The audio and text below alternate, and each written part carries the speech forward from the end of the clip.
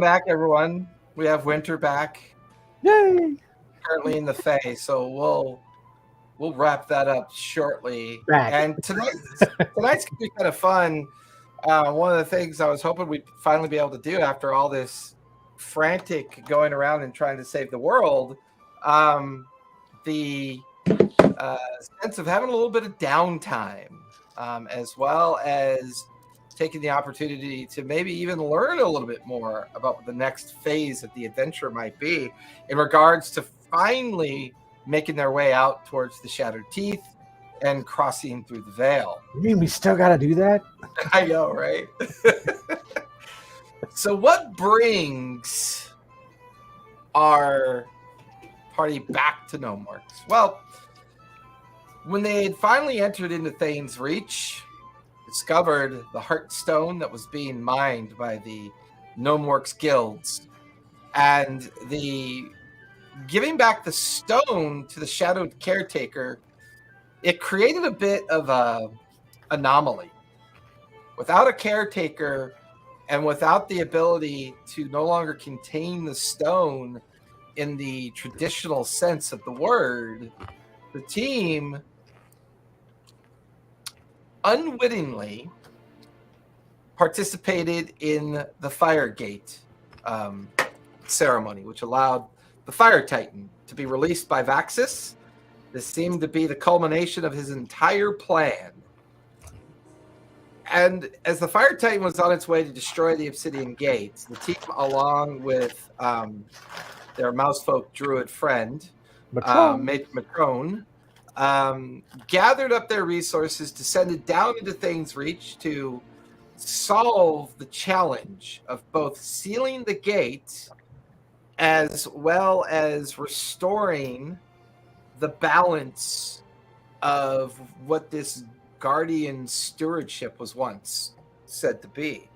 They found the ancient maker of the Titans, made a bargain, reformed the key, and reattached and reassembled the obsidian lock, and then sealed the Fire Titan's gate. While Thane's Reach was destroyed and other parts of the island nearly plummeted into volcanic ash and ruin, the last moment, this seemed to prevent any more damage or harm to Gnomeworks. This also weakened the political integrity of the Gnomeworks and allowed for a sudden transition. Vasselheim has now taken control of the island as well as the capital city, which is really the only destination on the island. But the team, coming back and recovered and taking some time to themselves, decided to look into what had happened to the captain and her crew, as well as begin to plot their next course of action. While all this was going on, an interesting conversation was had with Pike and the High Bearer, or the High Regent of the Helm's Temple.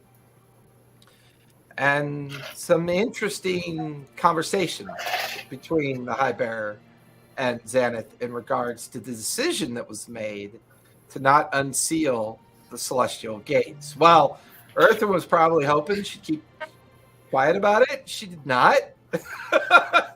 It's going to be so much more trouble. Yeah, it afforded a very altruistic conversation about whether or not there truly was a right or wrong decision in regards to the effort or intent of what the Titan creator was offering from a standpoint of unsealing the gates or allowing the world to continue to make its own mistakes and have its own journey.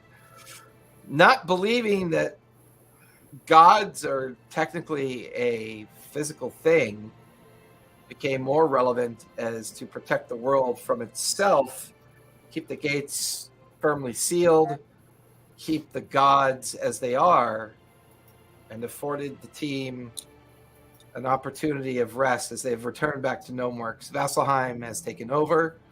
The copper takers, copper makers, and the political groups of the gnomes have been taken into custody. The Vasselheim fleet currently lays at anchor outside of the harbor, and a sense of restorative calm has come over Gnomeworks. including the sense of celebration. The team are working on a crew, access to a ship that Vasselheim will be giving them, while now beginning to explore the city, as well as take this opportunity to take a few days to make preparations for the journey eventually into the Vale. It is the morning of the second day since your return. You've already freed the crew. You've had your conversation with Pike. The sense of the shifting powers of the city are changing. And Puck can't help but imagine this is the boon that was promised her. That the Underdwelt would be released. And even Spot got an opportunity to head over to an old abandoned temple, have a very interesting conversation with its caretaker, and beginning to realize those that were suffered to seclusion in the Underdwelt are now beginning to find their way back up into the upper tiers of the Gnomework City. There's a general sense of relief on this second day. You could already see that a celebration is being organized. The Vasselheim Guards, or the City Guard, which is now controlled by them, are seen patrolling the streets, but not in such a presence as to create disdain, but almost as a way to prove that the city is kind of free from the burden of what the Gnomeworks guilds were trying to do to the city. It's morning. The four of you rise to have breakfast at the Coral Finger. Your last day at the Coral Finger, as you've been given residence now over at the Helm's Temple.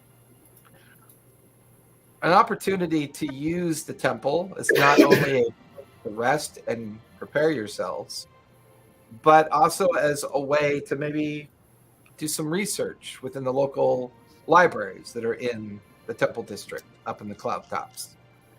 And also be a little bit closer to the more centralized location of the city. Access to both the entertainment areas as well as the local shops that are now that they're free from the exclusions that the Gnomeworks provided. Fleets of trade ships are beginning to arrive by the hour to not only disgorge wares to be sold to shops that for the last year or so unable to do trades, as well as a new arrival of what can only be described almost tourist-like. People who had heard about the island of Gnomeworks but never made the journey for fear of the oppression of the guilds that ran the place.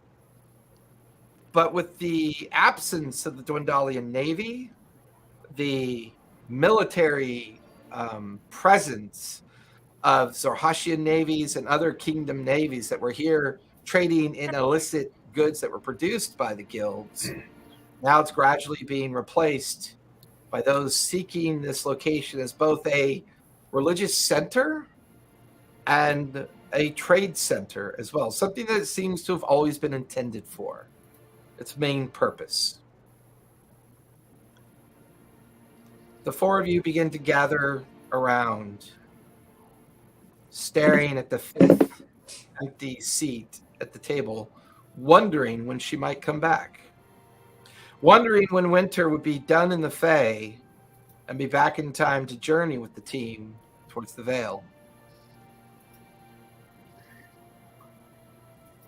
You guys know how this thing works? If she, is she gonna pop up where she left? Is she gonna pop up? How? Will she even pop back up? She's not gone forever, is she? Right? I have no idea, man. Look, I know I'm a cat saying this, but like, I just kind of look over, like, no offense to anyone here, but sometimes the faithful are kind of weird. Like, I mean, you calling somebody like, I feel like you think I'm weird though. Well, yeah. So that, I mean, anyway. Well, there's always the possibility that she thinks that she's gonna be gone for like 5 minutes to get some fairy milk and then get back here, and we're just like bones. Just 1,000 years have Wait, passed. are you assuming we're just gonna sit here? I mean, we have nothing better to do. We might as well just wait for her. I have plenty better to do. Come on. I don't know. I feel like, you know, she'll be right back, right? Let's just wait here, see what happens. Try not to die. Well, I mean, Here is relative. I mean, the island. We're not going off the island right now. We don't have a ship, so I don't plan to sit in the finger. No offense, Bovina. Your service has been great. The food's been wonderful. Oh, none taken. Get the fuck out. See? I mean, guys, I was.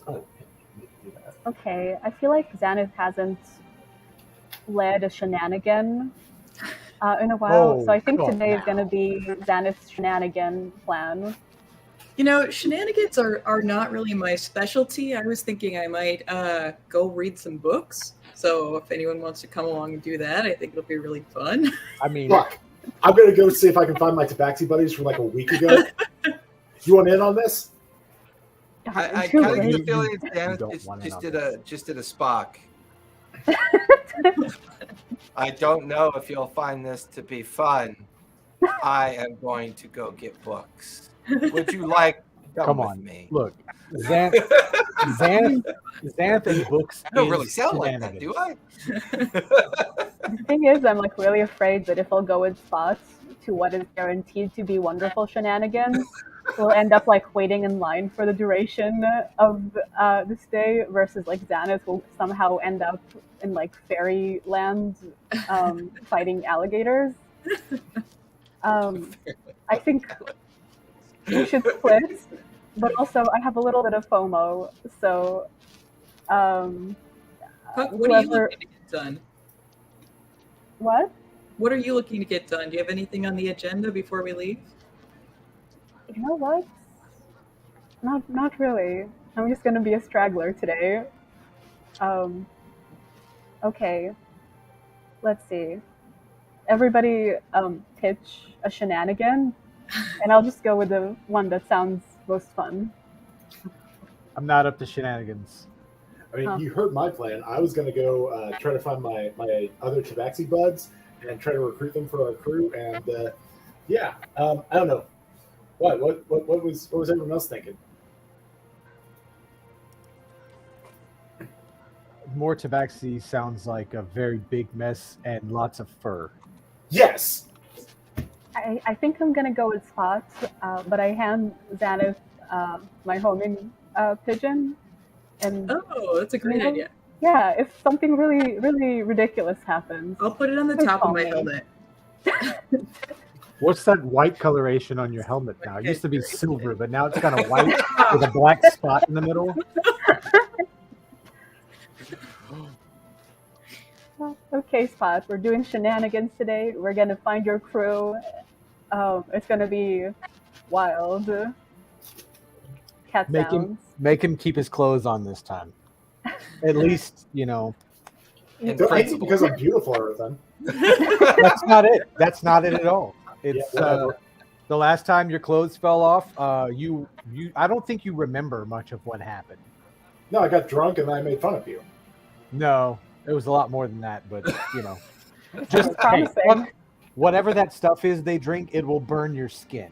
Okay, so I don't know what it does to your insides, but it burns your outsides. I mean, I took a drink and I was fine, so whatever, weakling. And he flourishes out the door. I just casually straggle after them, ready for whatever is going to jump us. So as you guys plan your day in the city, you're finishing your meal. Winter. It's been a day or two as far as you can recall. You're back in the Fae, and you're standing outside of the Concordia Court. You're pacing in the reception area of the Four Queens. With absolute certainty in your mind, the primordial stone was found. You know this to be true because of the way that it interfered with your Fey-like understanding of reality. While the Obsidian Gate remains closed and the overall intent of your journey seems to have left Exandria and its prime material plane still secure, the arrival of the primordial stone to be played out in the open, you felt it was important that the Four Courts understand that this was going on and to seek advice from them in regards to what your next steps should be. The doors open and a very diminutive, thin little pixie comes flying out and looks at you. The queens will see you now. Follow me. He turns and flies, leading you in to the main guest chamber. A kind of relaxed area where the Four Queens often hold their smaller court sessions. The Four Queens are there when you walk in, the familiar sights and sounds of their existence. The Summer Queen, the Winter, the Fall, and the Spring. The balance of all things, the balance of all realms, these four watchers of the planes of existence. But there's always that understanding that not all of the queens play well together. While the Summer and Spring Queens are often concerned with the health as well as the balance of both Fae and the material plane as they coexist together, the Fall and the Winter courts are always at odds with not only each other, but all the courts to this very day aren't sure if they can trust the Winter court.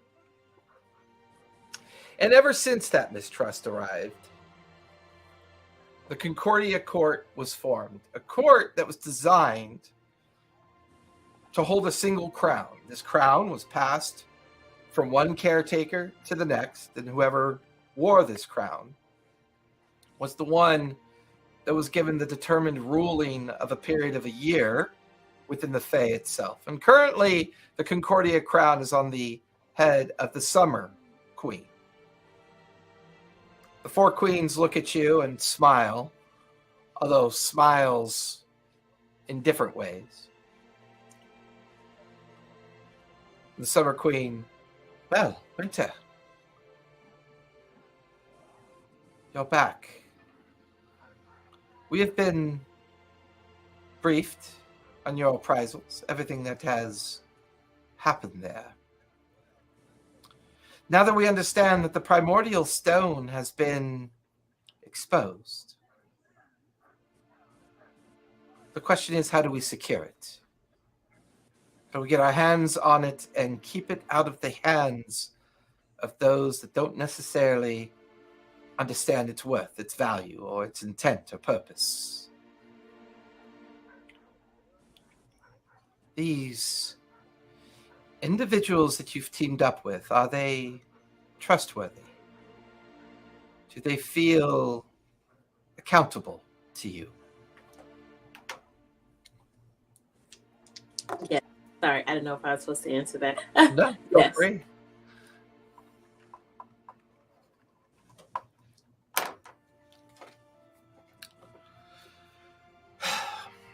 We are grieved to hear about the near destruction of that island.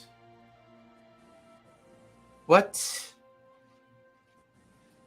are you and your friends planning on doing next? Do you think they still plan on pursuing, entering the Shadowed Isles, piercing the veil? Yes, I think they still have plans too. Are they strong enough? Do you think they can survive it? I think working together as a team, we can survive it. You watch as the Summer Queen brings up the illusion of the waterscape, the shattered island strung through the waterscape, and then a thin veil of fog that kind of encircles the entirety of the islands. And she begins to walk through the illusion. No one knows what's quite there. I have visited the area of the Fae that should be the mirror reality of what should be there, but yet I am unable to penetrate the vision. Whatever prevents people from either entering or pursuing into the Shattered Isles, well, we can only presume they just merely do not want to get involved in the greater workings of Exandria. But as you know, in the Fae, all things are equal. The fact that we cannot see or understand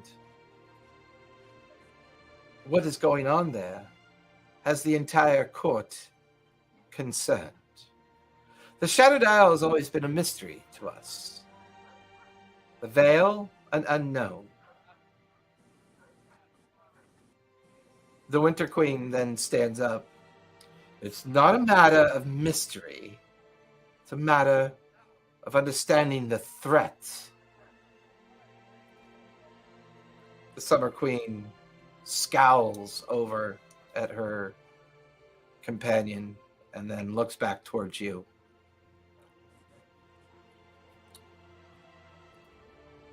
Do you and your friends currently possess the primordial stone?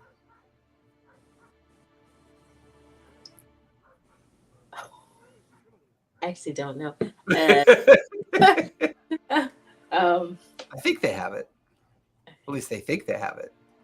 Okay. Yes, we do. Interesting. Keep an eye on it. Whether or not its destiny is meant to be with you and your friends, I do not know. The fact that it has not fallen into hands that could still use it for their own purpose, perhaps it is somehow interwoven in with you and your friends traveling to the Shattered Isles. I don't know. But I'll be the first to share something with you that has me at great concern. The primordial stone was once used to shape a plane of existence. That plane became known as the celestial plane. Some believe it was the original plane of existence upon which all things fountained from. Whether you're on the prime material plane, the astral sea, the Fae, or the Shadowfell, all things have founding, all things have origin. And we believe that stone is linked to the idea of founding and linked to the idea that things could be made out of nothing and into their own reality. If that primordial stone is absolutely linked to the founding powers pre-divine and pre-divinity, it could mean the right person might understand its use and use it to destroy a pre-existing plane of existence and replace it with something else. The Spring Queen stands out. Convergence is not possible. Only the divine and those that found the essence of existence can know these things.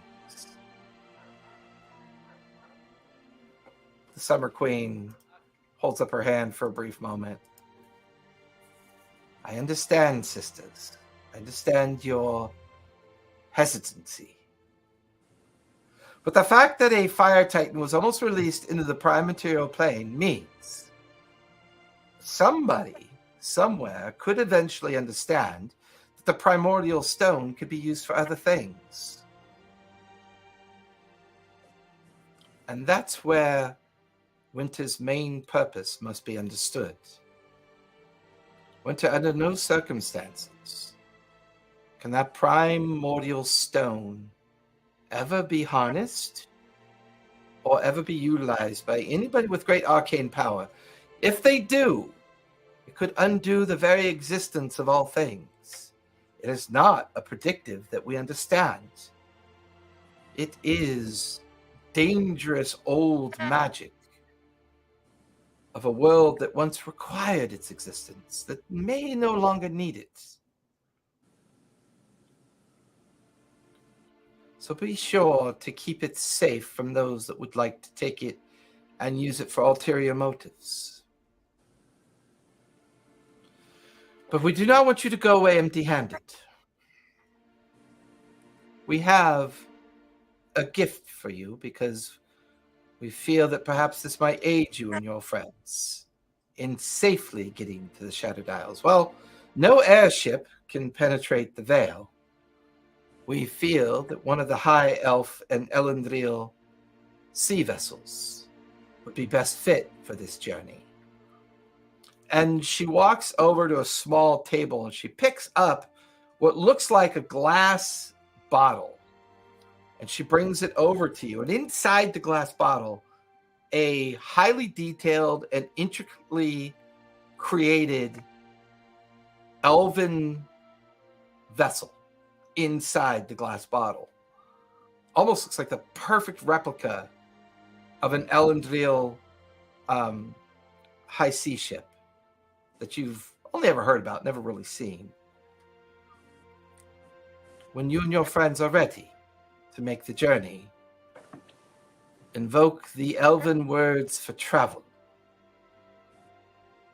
Set the bottle in the water, and the golden circle will be made available to you. And this ship will require a crew, but I imagine your friends will aid you with that. This will help you on your journey through the veil. While it may not prevent the maddening effects of the veil, it'll at least gain you some advantages when passing through and dealing with creatures that dwell in the sea. And this is the final warning we must all discuss with each other. And you watch as she stands in the middle of the illusion and she parts it open, like she throws the illusion away to be replaced by this massive creature.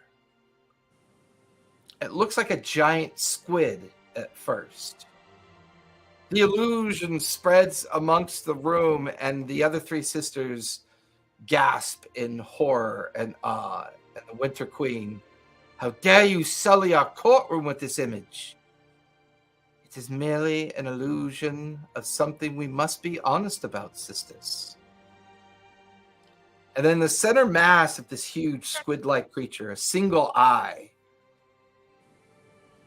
looking upwards from the tentacled mass jutting out from it.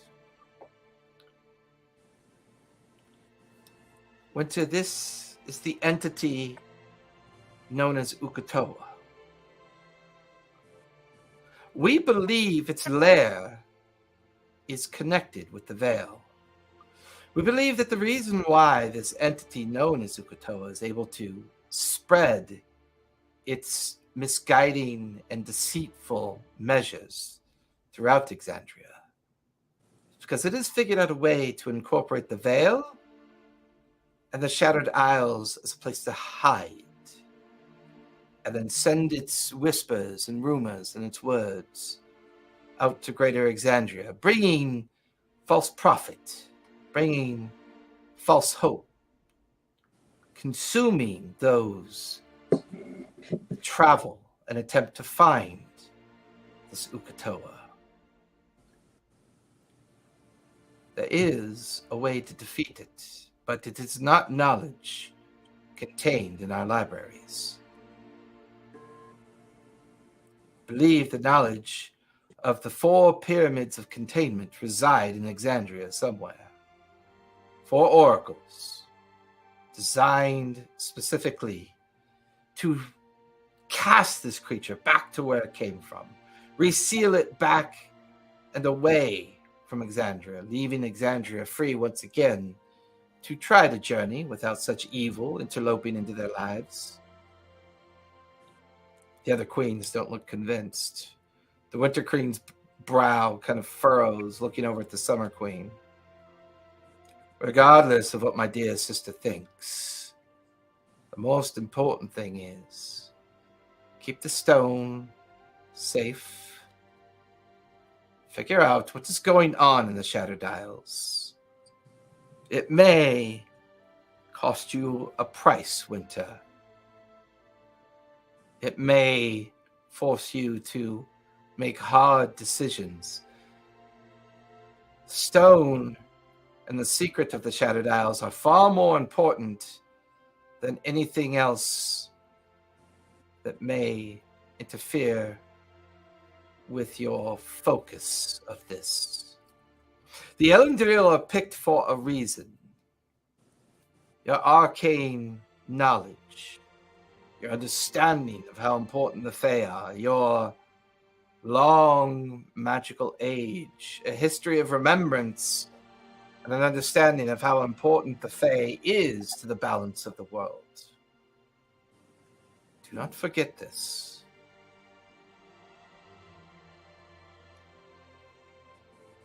The four queens kind of nod towards you. You pick up the bottle with the ship, tuck it away in your backpack. They open up an arced gate in front of you as you step through.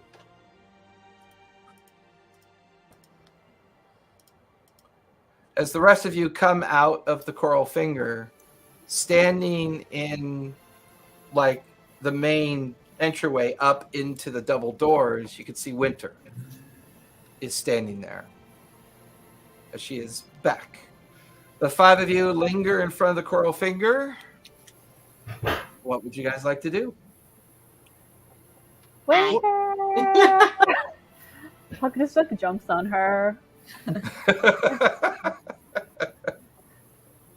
How is this? Oh my god, we thought we'd never see you again. I'm alive. But how? Oh yeah. I told you she was just a way to get some fairy milk. Well, that's not. Whatever.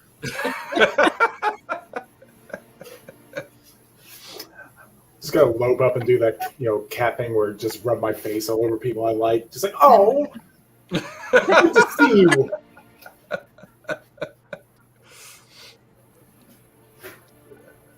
Glad to have you back. Hi. You've been gone about a day. What'd you learn?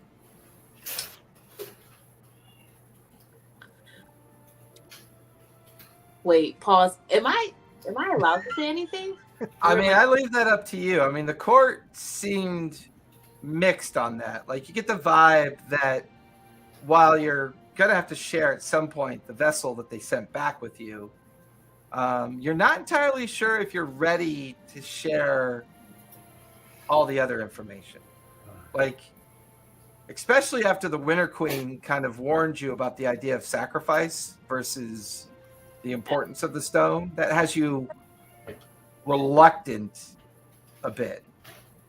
And while you feel that sharing the information about Uk'otoa would be appropriate, the primordial stone and the importance that the court has put upon you to protect the stone no matter the cost, you feel like maybe you might want to hold off on that. Okay. Do I keep their existence a secret too, or can I skim Do what? pieces? Do I keep their existence a secret too, or can I skim pieces?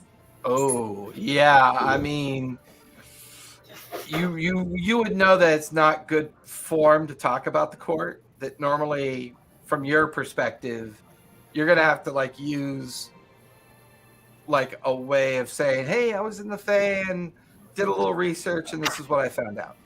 Okay. Because you feel like if the court's never been explicit about not mentioning them, but you've never mentioned them before in the past, and you don't really get the feeling that you should start now. At least it doesn't feel like that yet. Okay. I went to go get fairy milk. That like so. I told you. See, Eartha doesn't believe a psychic. word of that. Where's I the went fairy to milk? research while getting fairy milk. And that's all I can say for now.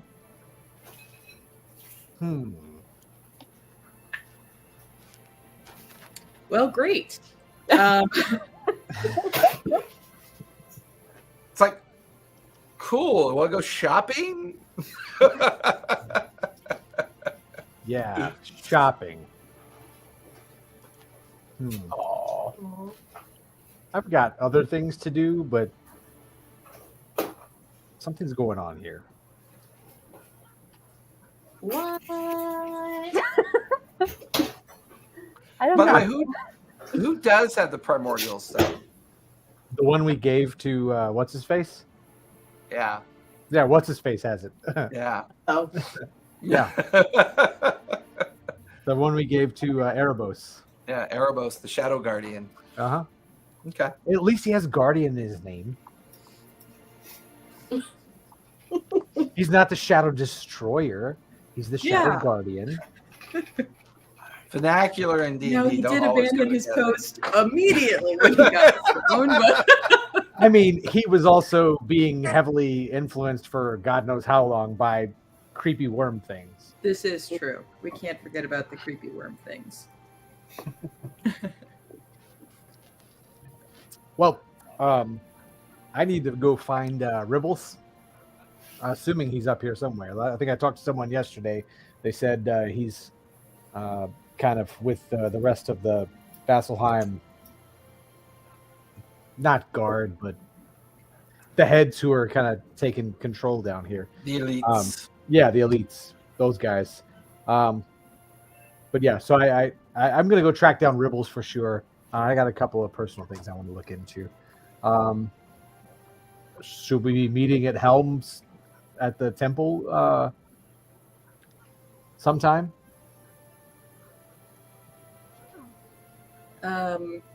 Sure, I think that's the direction I'm headed, so I'll be there. Oh, don't do anything we won't do. So who's all going to the Helms Good Temple? phrasing. So Xan, you're heading to the Helms Temple area. Go ahead. Yeah, Winter. I go with Xana. Okay. Puck, you're going as well. I think I'm going with Spots. You're going with Spot. Okay. Oh, Winter, we But never I found. do, Whisper. Go ahead. Oh, I think she logged out. Oh, she's back. Oh. Go ahead, Puck. Sorry. Yep. Go ahead. Oh, I Sorry. do whisper to Winter, like, force them to do a little bit shenanigan, make it a little bit crazy for them. Do something that makes them uncomfortable. I like that. Yes. Winter, I don't think there's ever been any word of your teacher since we came back. Spider Legs. I forgot what her name was, but I don't think anyone's seen her since we came back here. Wait. Is she the lady I took the classes with? Yep. Okay. I just wanted to refresh myself. I don't remember what her name was, but I remember you talking about her spider legs, and that was really creepy. And I've looked out for a gnome with spider legs, and I haven't seen anything. So No, I don't think I heard about her since we left that area. I was more curious with if she was, I don't know, how deep into this whole intrigue of the island she was a part of. I was going to try and track her down for that, but I got no luck. I mean, I don't really know what she looks like outside of, I mean, a lady with spider legs, but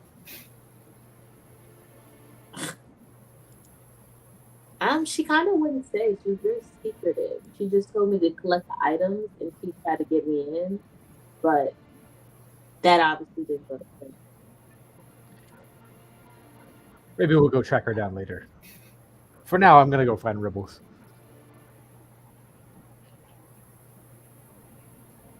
So Xanath and Winter heading over towards Helm's, the Helm's Temple, and Puck and Spot. Where are the two of you heading to go track down your Tabaxi friends?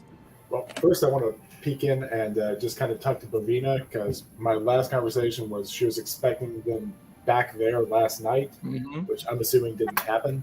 So just kind of They were in jail. Yeah, I know they are. Well, Eric, know that, but I don't know that Spot does. Earthen tried to get them out. I did try. They just didn't want anything to do with me. I thought that was someone else last time. I thought, because I didn't think you knew the Tabaxi. No, they were there. They were there. There were four Tabaxi hung over and passed out in one of the cells. They didn't give me the time of day. I tried to let them out, but you know. Okay. Well, anyway, have you told us about that? Do I know from you that they're there? Yeah, I would have talked about it over dinner. Okay. Breakfast, one of the two. Fair enough. Okay, let's head to the camp. Let's head to the jail. Let's get these guys out. Yes, let's go to jail willingly. So you guys head back down the platform and in the direction of the Harbor's Ward, where they have set up a temporary holding area for people of unique concern since the arrival of Vasselheim.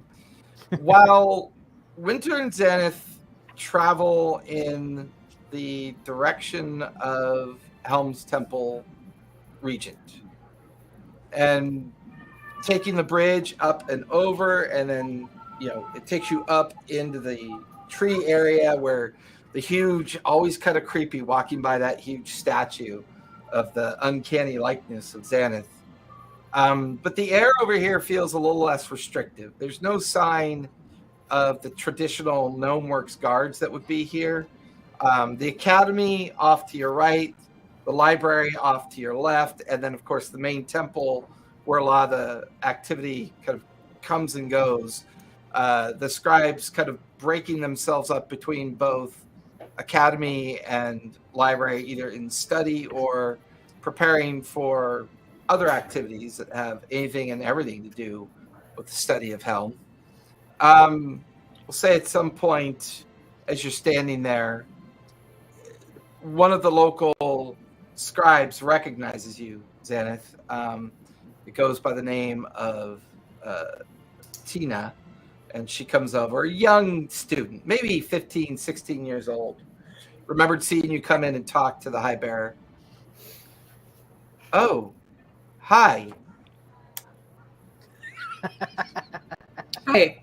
Hey, I don't know if anyone's told you this, but you look a lot like that statue.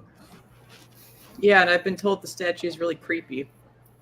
Oh, I think it's creepy. I think the word you're looking for is uncanny, maybe. Yeah, it is. It's weird. Well, where are you and your friend going? Haven't seen you for a while. We're headed to the library. What are you working on today? Oh no, I think I'll do some gardening. They make us collect things for the ones that use it to make potions, and the chef and other people that cook for the monastery. The caretakers. I'm kind of bored though. Can I come with you? How long have you been here, Tina? I don't know. Since I was maybe 3 or 4 years old is what they tell me. And you were taken in by the temple, or I think so. That's what they tell me. I gotta at least go on faith that they're telling me the truth. And do you study here, or you just work? I study. Yeah, I like to study.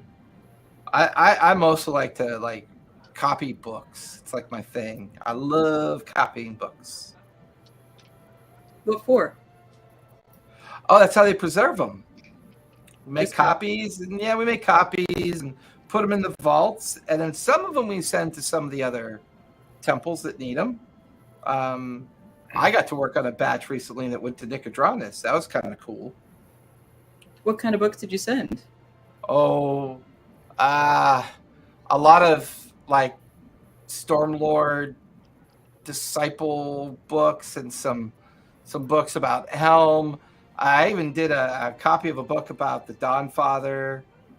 You know, general religious teachings and stuff like that. Historical teachings, not necessarily the kind of teachings that, you know, that, I mean, I know everything here is about Helm and all, but, you know, I just, yeah. It sounds like you probably know your way around the library. Kind of, I guess. Why? What are you guys looking for? We're researching a couple things. We're leaving the island soon. Oh yeah, where are you going? Why are you leaving? It's just getting interesting now. Look at all the changes. Why go? It is really interesting. You think you'll stick around? Probably more opportunities to explore. Oh, I don't know. I don't really think things out there are all that different than here. I think, you know, place to eat, place to sleep, it's all good. Can I make an insight check on Tina, whether she's just like kind of friendly or she's kind of mining for information? Yeah, you can give me an insight check. All right.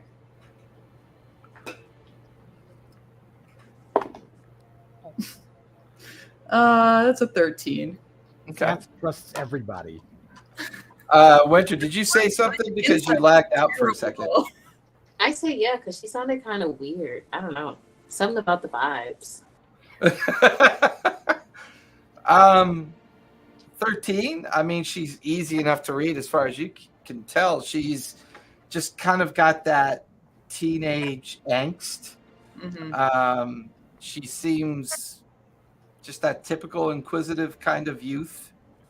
Her features are human. You don't sense any other kind of backdrop to who she is. She just seems strangely inquisitive. Mm-hmm. How old is she? Is she like 13, 14? She looks like she's about 15. All right.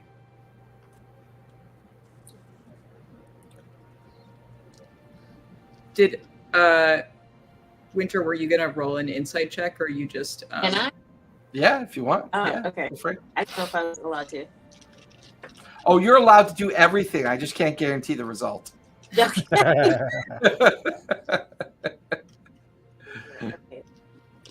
Let's see.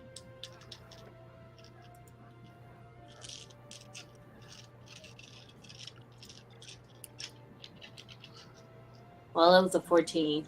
Okay. I mean, between you and Xanath, you're like, all right, she seems okay. A little too forward, a little too kind of inquisitive, maybe, but she seems genuine as far as you can tell.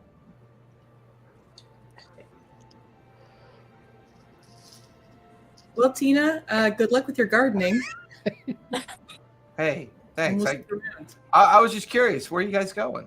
Like, you said you were leaving the island. Yeah, to be determined. Still working on pulling together a crew. Oh, crew? Does that mean you have a ship? We No. do. Oh.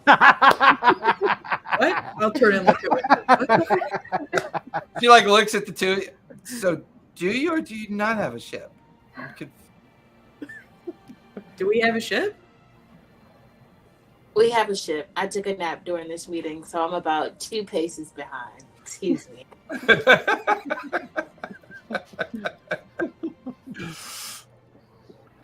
You know, you guys are kind of weird. I'm going to go do something else. And she just kind of like puts her cowl up and grabs her books and just kind of wanders away from the two of you. Just nice meeting you. And just kind of walks into a bunch of crowd of other students that are kind of a dozen or so of them heading up towards the academy at this point. We are kind of weird. Probably. Well, you're both blue. That's totally normal. Everyone should be blue. It's the Dabba-dee, dabba-die. Yeah, I'm not sure how I feel about that. Everybody should be blue. That's almost inspirational, but not quite. So we'll head towards the library. Okay. You head up the main stairs towards the front of the library. The doors are open. You can hear the hum and kind of background sound of a very kind of active, sound of people writing, reading, turning of pages. As the two of you come into the reception area, a gentleman standing behind one of the little podiums. Oh, well, hello. What can I do for the two of you? Good afternoon. We're looking to do a little bit of research in the library. Afternoon already? Shit. I thought it was morning. It takes a while to walk to the temple. Oh, well, of course. Oh, Roll persuasion. well, what can I do for the two of you? Sorry. Yeah, we're just looking to do a little research. Any particular subject matter I could help you find? Yeah, I think we'd like to understand a little more about the Celestial Veil. Celestial Veil. Give me persuasion, Xanath. Okay, I'll do guidance.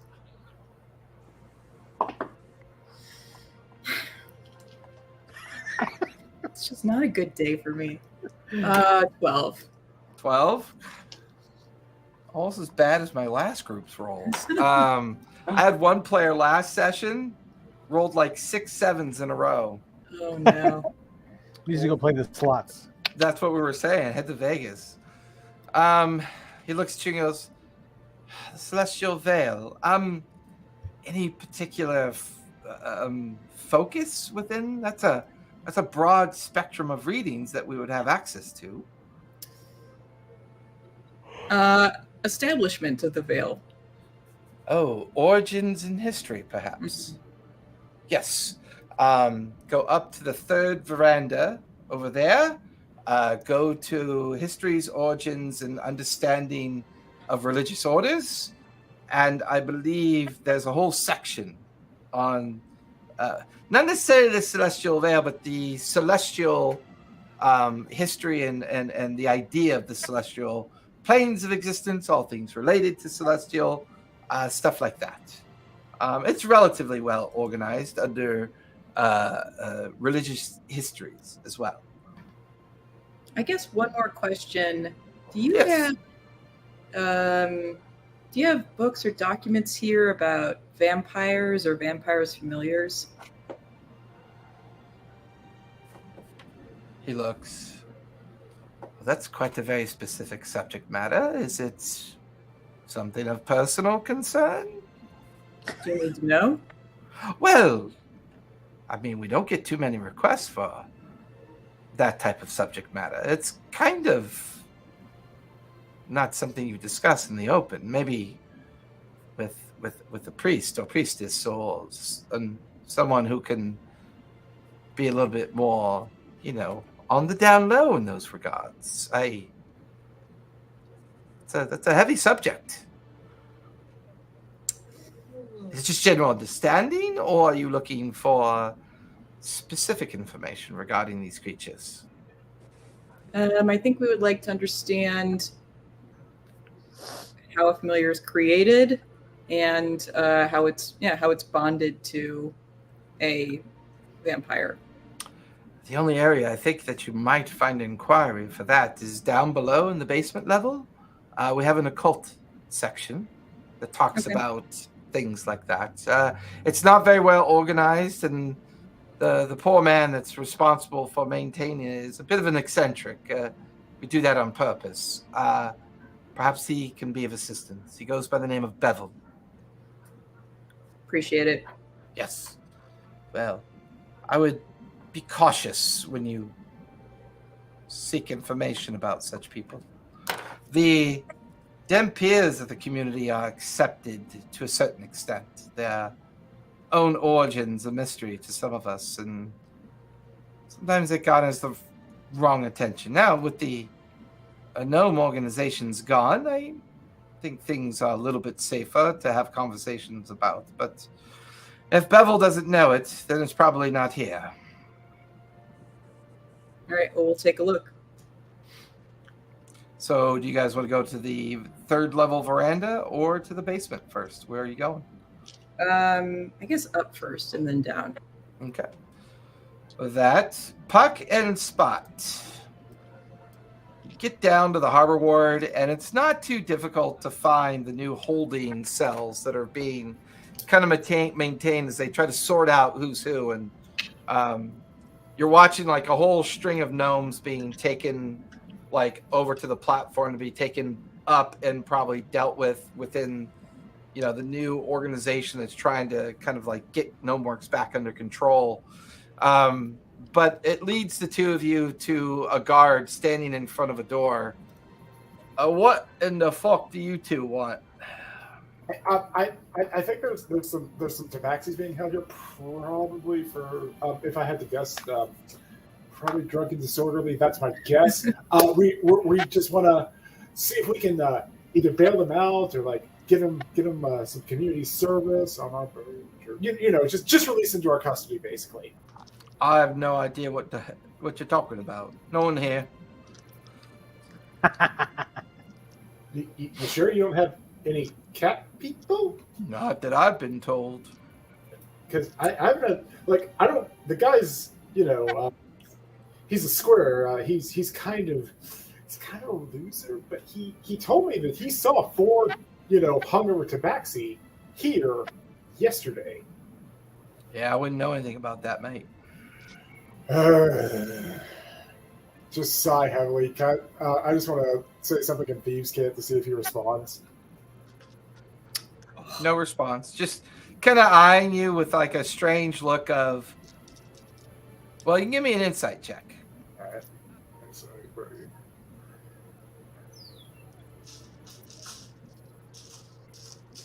That is a 24. You just get the feeling this guy's waiting for a bribe. Oh, okay. I mean, why didn't you just say so? I just like pull out 2 gold, just kind of palm it into his hand. Oh, yeah, tabaxi. Yeah. Oh, we let them go last night.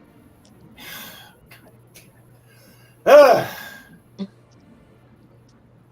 right. Yeah. Sounds like they were heading up towards the carnival ward, just outside the entertainment district, over by the casinos.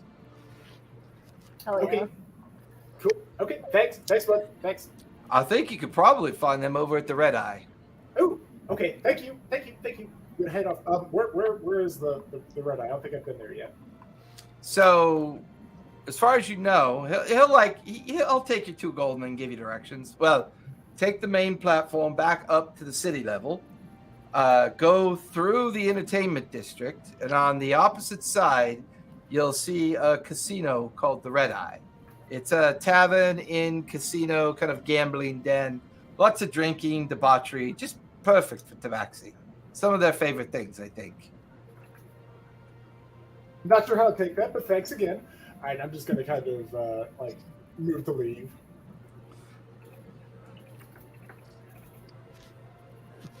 Yeah. Yeah, like Puck's like, and like the guard's watching Puck, and Puck's watching the guard, and you're kind of both doing that kind of awkward stare of like the obvious, extortion for useless information, and then you start trailing after Spot, and you and Punch. Is Punch with you, or is Punch back at the finger? It's up to you, Puck, if you want Punch to be with you or not. Oh, I'm so sorry. The screen froze for a sec. Did you want to take Punch? Wait, did you want to take Punch with you, or is he staying at the Coral? I'll take Punch with me. Okay. So as the 3 of you get back onto the platform, it elevates back up to the heights of the city. And of course, there's the cliffside dwellings like up in the trees in the jungle scape. You can see the religious ward off to your left, and then the huge bridge that arcs over to the right and into the entertainment and carnival ward district, where kind of like all the party atmosphere kind of takes place here. Although it was a lot muted before, not much was going on here, it looks surprisingly busy at this point. As you're coming through, kiosks have opened up selling like different foodstuffs and other kind of like people selling like tchotchkes and doohickeys. You can see like small bands of bardic groups kind of drinking while they play and wander amongst these new crowds that you've never seen before. You're just seeing all these different people that have never been here, all kind of circling and kind of going into rare shops and entertainment venues and districts, and party games are being played off to the side of the different street and alleyways. Some of it you recognize as easy marks. Like there's a lot of like those pigeon games going on where people are just being taken for their money. But Spot's on a mission, so you're following Spot through and the windiness of this crowd until you come to another bridge that arcs up over and out of the carnival ward and over into the casino district. And what's over in the casino district, now that you're crossing that bridge, you can see 3 huge casinos built in different areas. Like you see one that's built in the part of the cliffside. You see that one that's built up in a tree that's kind of like overhanging off this part of the cliff. The third one's very interesting because they've built it in the shape of like a massive beholder. So it's like a structure, and the eye itself is painted red in the stone, and then emblazoned is the Red Eye Casino across it. And there are like a variety of different people coming and going from the small gantry-way that leads over to the Red Eye. The tentacles look to be like visual, like almost like balconies that overlook this entire area. And then the entire like base of the entrance is where all the gambling dens are before you even get into the structure. As you and Spot kind of get a little bit closer, you could kind of hear the bardic music in the background, kind of that kind of upbeat, club music that you'd expect in this kind of environment. You can see like tiefling and tabaxi and elves and all these like individuals shadowed in the red light of the eye, kind of like jumping up and down, and kind of got that party atmosphere inside. Meanwhile, all around you, dice games, card games, like other games that you don't even recognize. And there's a lot of like drinking here. Like it's this feels like a very well-established kind of party environment. And keep in mind, it's mid-morning, so you get the feeling that a lot of these people haven't stopped yet. This is kind of just what they do, like whether it's their profession or it just so happens. And as you and Spot start heading over the gantry towards the entrance of the Red Eye, the two of you hear these shrieking howls as 4 very heavily inebriated tabaxi start sprinting towards Spot. And as they do, they grab him up, put a tankard in his hand, and the 4 of them look at you and go, "We'll have him back by tomorrow." And they just bail with him into the crowd of the casino. Like you immediately see him for a moment and then just gone. Wow. Okay, 5 seconds in and I've been ditched. That's rough. I didn't need them. I need Spot to point out, like, in spirit, I have not met them in a week. I have no plan. It's like I planned none of this. Sure. It's fine. No, it's fine. It's fun. I don't want to be with cats anyway. Well, and there's even a moment where Punch looks up at you and then back at the crowd and then up at you, like confused by what just happened. It's okay. That's cat business. It's none of my business. Punch looks back up at you. I'm waiting for like 2 of the tabaxi to just like run back and just like, we forgot Punch, just drag him back. And you watch as about a dozen or so halflings come out of the crowd and pass right by you. And then one of the female halflings stops. "Hey, that's a nice cat. That's really cool. Is that like your friend or do you ride him?" He's my familiar, but like a friendly one, like a cool one. Oh, so you're a wizard? Yeah. Oh. I don't Okay. You're not really dressed like one. I'm a secret wizard. Oh, you're funny. You're fucking with me, aren't you? A little. Oh. Well, hi, my name's Challen. What's your name? My name is Puck, and that's Punch. Well, Punch is. Don't be offended by this, but Punch is kind of cool. I mean, you seem nice, but Punch seems really cool. And she's like scrunching its chin and giving it like ear rubs and, giving the side of its head little scrunches and, Punch is like just eating it up and, and Challen looks at you and goes, hey, me and my friends, we're going to go up to the Sky Market. You want to come with? Sure, yeah. Oh, cool. Hey, guys, wait up. And then she kind of like grabs you by the arm and says, so, tell me all about you. And then as you kind of like get pulled into this crowd of halflings, it's strange being surrounded by your own folk. Like it's not been your norm for a while.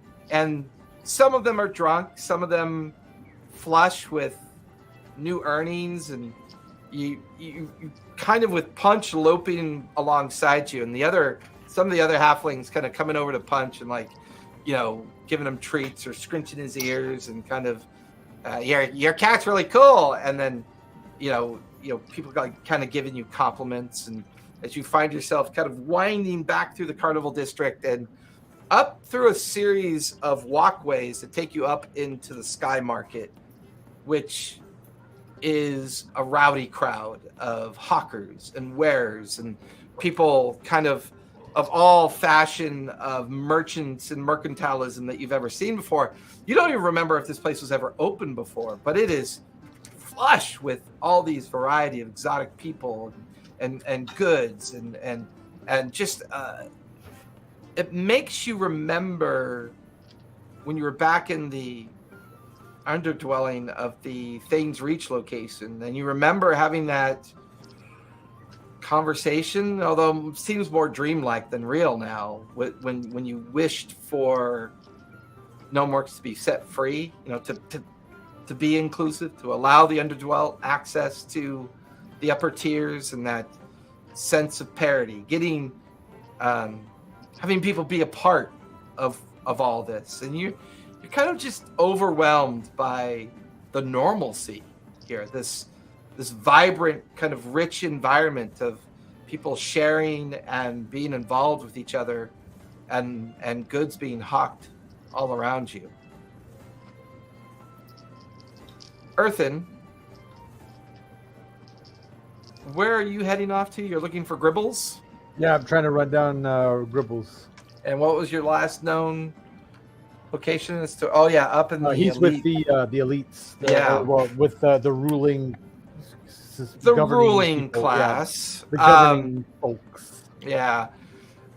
You're reminded of a particular route, and you end up going the same route that that Winter had taken up into the academy level of the guilds themselves. So you take the next elevation sequence up higher into the very heart of the dwellings and the magistrate offices and the guilds offices that sit actually up at the highest point of the tree canopies that bring you all the way up there. It's different though than what you remember Winter describing. Most of the buildings look empty and abandoned. There's no guards. The signs that used to be up here announcing the different names of this area seem to have been torn down and kind of heaped into these giant wagons with impatient oxen kind of waiting for them to pull their full wagons of detritus and refuse. It's almost as if somebody went through here and rampaged through the whole area. The only thing you see is a very bored Vasselheim Sergeant at Arms at a table kind of filling out a journal or book or something. Hard to know for sure. but he can hear your footsteps as you get closer. He doesn't even look up. You just hear his kind of like bored and kind of monotone voice. Yes, what can we do for you, sir? If you'd like to register a grievance, fill out this form. If you're looking for missing persons, fill out this form. If you're looking to, and he looks up and he goes, oh, sorry, my mistake. You're unfamiliar to me. What can I do for you, sir? Yeah, I'm looking for whoever is sort of taking charge of the city for now. Oh, well, that's kind of up in the air. My name is Andrew Kirskin. It's good to meet you. Earthen Yonwood, likewise. Now, you were saying? Yeah, things are a bit in flux. I'm actually on borrowed help, to be honest with you. And when he says he's borrowed help, that's when you first notice that he's not wearing any of the Vasselheim white, blues, and silvers that Vasselheim wears. He is wearing a lot of green, blues, and browns. And then there's like a strange insignia around his neck that looks to be like a harp, like a harpsichord or like a harp itself. He's got pips on his collar. He's got a very specific cloak that he's wearing. He doesn't look like he's from Vasselheim. It looks very different. You're not from around here. What? No, I'm on loan from some friends. To be honest with you, I specialize in the study and reestablishment of government organizations. My group that I work with, you probably never heard of. They're called the Harpers. I had a dream once. A vision, whatever. Oh, well, that sounds terrifying. Have you had it looked at? Haha. I think we might get along pretty well, Andrew. So you were saying that creepy haha tells me otherwise, but okay. Your group helps reestablish governing bodies. Then you should know a gnome, Gribbles. Oh crap! What's his last name? Ironhide, I believe. Yeah, Gribbles Ironhide. He is up in the Circulum, the main gathering place of the former guilds that used to run this place. I believe he's up there with the captain of the Vasselheim Guards, as well as a couple of interested parties. And for the last 24, 48 hours, they've been trying to come up with a plan as to what to do with this place. Good. If I don't Gribble's know. involved, that's a good thing. Oh, well, yes. He keeps insisting on. He left me notes yesterday and today. He's looking. He's trying to find someone. Goes by the name of Sibo. Yeah. Do you have any information regarding her? We haven't heard from her since the explosion. Oh, yeah, that situation over on the north of the Isle. Yeah.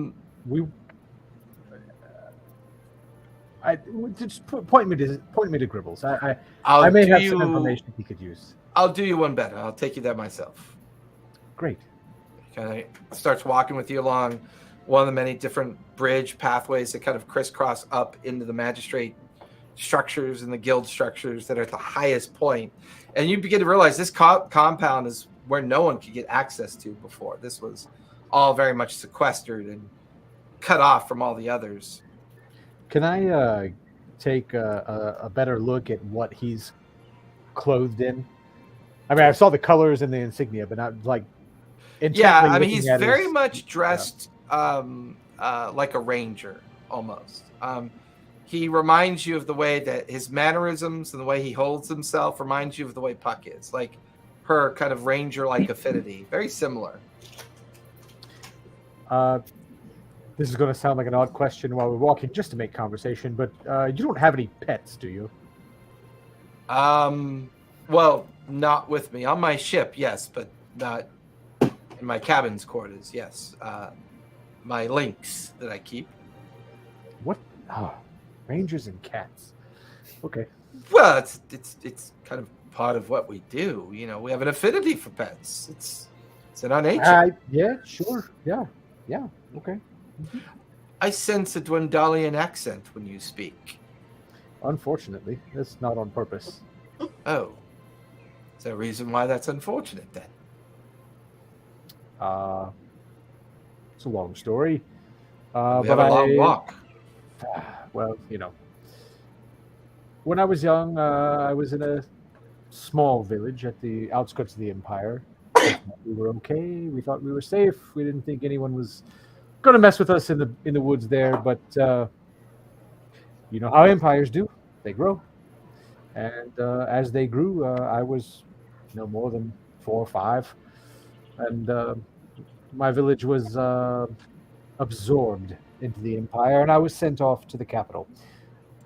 Unfortunately, I picked up the accent while I was there. Ah, so you weren't born there? No, not at all. Oh. The name Yonwood has to do with where I'm from. Oh. Yonwood. Yeah, beyond the forest, right? Hmm. Usually what that means. I mean, surnames where I come from are pretty weird too, so I guess it makes sense. Well, I didn't want to longer be associated with the family I came from. It could have been quite dangerous. Well, I guess it could have been, but it got dangerous anyway. Anyway. Oh. You're not looking to send me back there, are you? Why would it? Should I? No. Oh, then why ask the question? Well, you're certainly not from around here. And that automatically presumes I should send you somewhere. Well, you're not wearing Vasselheim gear. You're not wearing any other gear of anyone else around here that I know. So I don't know who to trust, and I don't Quite know a paranoid fellow. On the run for a decade. Oh, so I should send you back. He just gets this smile on his face as I'm fucking with you. And you hear the door. As the door opens. Well aware. You can hear the chattering of voices, both kind of like elevated and low. And sure enough, there's a familiar gnome sitting in a chair, holding his head with his hand, just shaking as the other 6 or so individuals are kind of squabbling and kind of like going back and forth. Excuse me, Master Gribble, says, someone here to see you. And the old gnome kind of looks up to say, Earthen. Gribble's my friend. Yeah. It's okay, Kriskin. You can go back to your duties. Yeah, of course. They're so fun. And he just, nice meeting you, Earthen. And kind of turns on his heels, heading back towards the table outside at the beginning of the rampway. And Gribbles gets up. What can I do for you? I've kind of got my hands full here today, but more than happy to help. Yeah, it's not so much what I want you to do for me. It's what can I help you with? Remember our last conversation before we left the Underdwell? Yeah. What I had tried to say, and fancy seeing you here at the very tip top of gnome work. Yeah. Even your worst foes shouldn't be given the title of bureaucracy. So, yeah, a lot has happened in the last few days. Yes. And a lot has happened. Yes. Have you heard from Sibo? Have you heard from Sibo at all? No, unfortunately. Gribbles, we were there. My friends and I, we were there. We had been in contact with Sibo, but then the volcano, the explosion, we lost contact with her after that. Yeah, I had a conversation last night with the regent over at the Helm's Temple. She seemed to be a good source of information. She kind of filled me in on a healthy dose of what's going on. But trying to figure out what these Vasselheim people want with the place. Been arguing with Captain Renault for a while now, and I think it's probably best if Vasselheim, helps get the order and then backs away. I'm certain you and the council I'm certain we can form the council here. Oh, we don't really have a council right now. Yes, of course, we have to form the council. But Yeah. Vasselheim need not be involved in this. Oh, I doubt that's going to work. I can appreciate your sense of, hope there, Earthen, but these guys are like ticks. They're not getting off our back anytime soon. So we replaced a flea with a tick. Is that what you're saying? Well, I mean, at least they're not trying to kill us or throw us in prison. I mean, there is some distinct differences there. And they did allow the Underdwelt to, well, I shouldn't even say allow. It's not like they had any reason to stop us. But as soon as the other guilds members' councils were taken into custody, it's almost as if the Underdwelt didn't need to exist anymore. And everybody came back to try to find their missing families. Yes, but what I know of Vasselheim, they can be sometimes fanatic in their religious beliefs. Well, for now, they've earned the right of benevolence, so we're gonna let them hash things out for a while, and then we'll take over. We'll figure it out. But they're mostly securing in the last of the folk that were doing some bad things here. They've run into a bit of a challenge. They're trying to get into the main Copper Taker Guild Hall up there at the highest point of the Green Tree. Not really having much luck with it. Other than that, they've seemed to gather all the people that they want to take into custody at this point. Let's take a walk, Gribbles. Where did you say that room was they're trying to get in? Oh, it's not a room as much as a building. Here, I can show it to you. See it. Let's go together. Okay.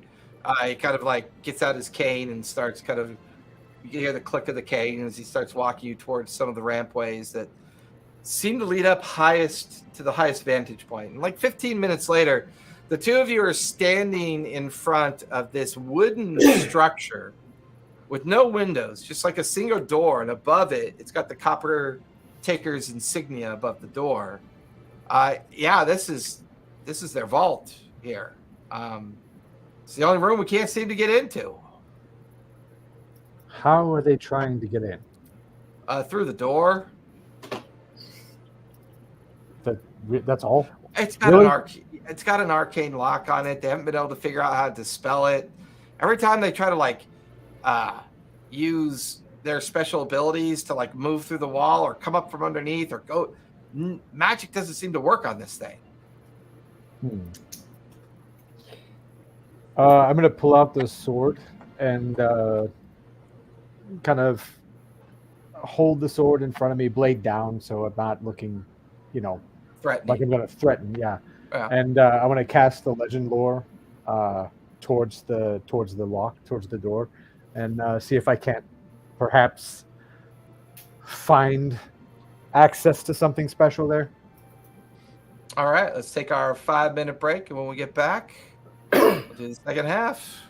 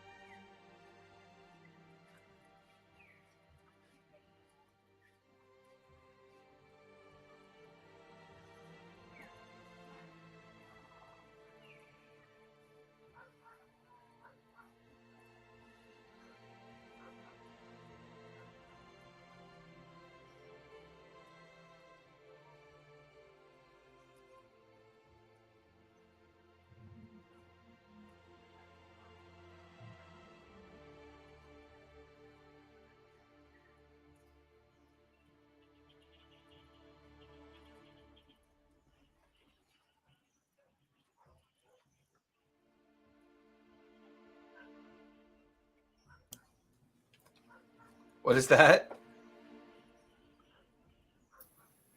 That's a peach ale. It is a Kentucky soft drink. Oh, interesting. Yeah, it's Peach is a new flavor, but the regular ale is some fantastic stuff. So yeah, it's caffeinated ginger ale. It's really, really good. Caffeinated ginger ale? Yeah, That super sounds sugary. Yeah. sounds deadly. Oh yeah, it's great stuff. It's just you can really kind of only get it in the. I'm sure you can get it shipped anywhere, but it's really only available kind of around Kentucky. It's bordering it. Oh, that's funny. We used to have like one of those like odds and ends soda shop where they would get all these sodas from all over the country and they'd be all stocked. Yep. But they shut. I don't think they knew how to survive COVID, so they unfortunately closed down. But yeah, I missed it. That was a lot of fun. You could go in there and there'd be like 600 different sodas that you could buy, and they had an international section.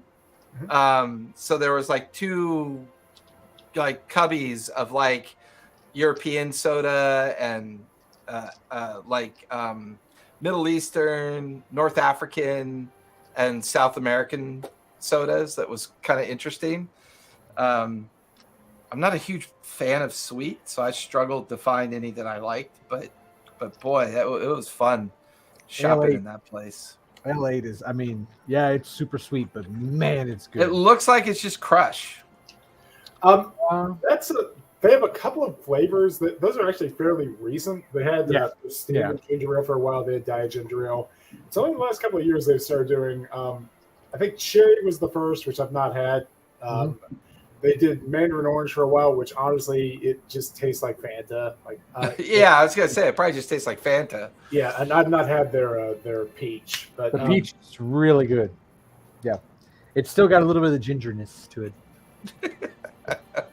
It's made out of real redheads. Look, it's all over the it's ale 8-1, right? You see the one in the corner? Yeah. Right. The whole it's a late one. Yeah. Oh, that's Winchester, Kentucky.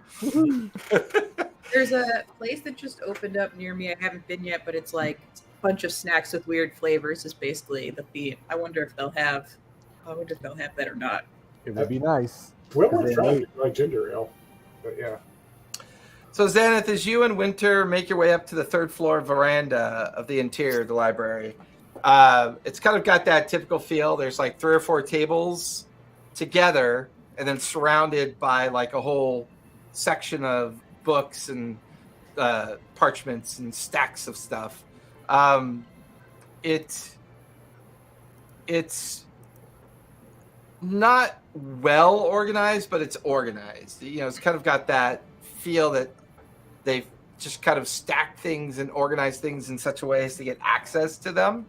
And there's kind of shoddy labeling everywhere, but origins of religion, and then there's like sections on all the prime deities. There's a section on the origins of the planes, and then you kind of come across this area of celestial understanding. Give me an investigation as you take some time to see if you can find anything of note. Winter, will you help me out with this investigation? That's her way of saying, can I have advantage, please? You're mute, by the way, Winter. Okay. How do I send advantage? Well, basically, you just say you're going to give her the help action, and so she's going to roll with advantage. Okay. I give you advantage. Thank you.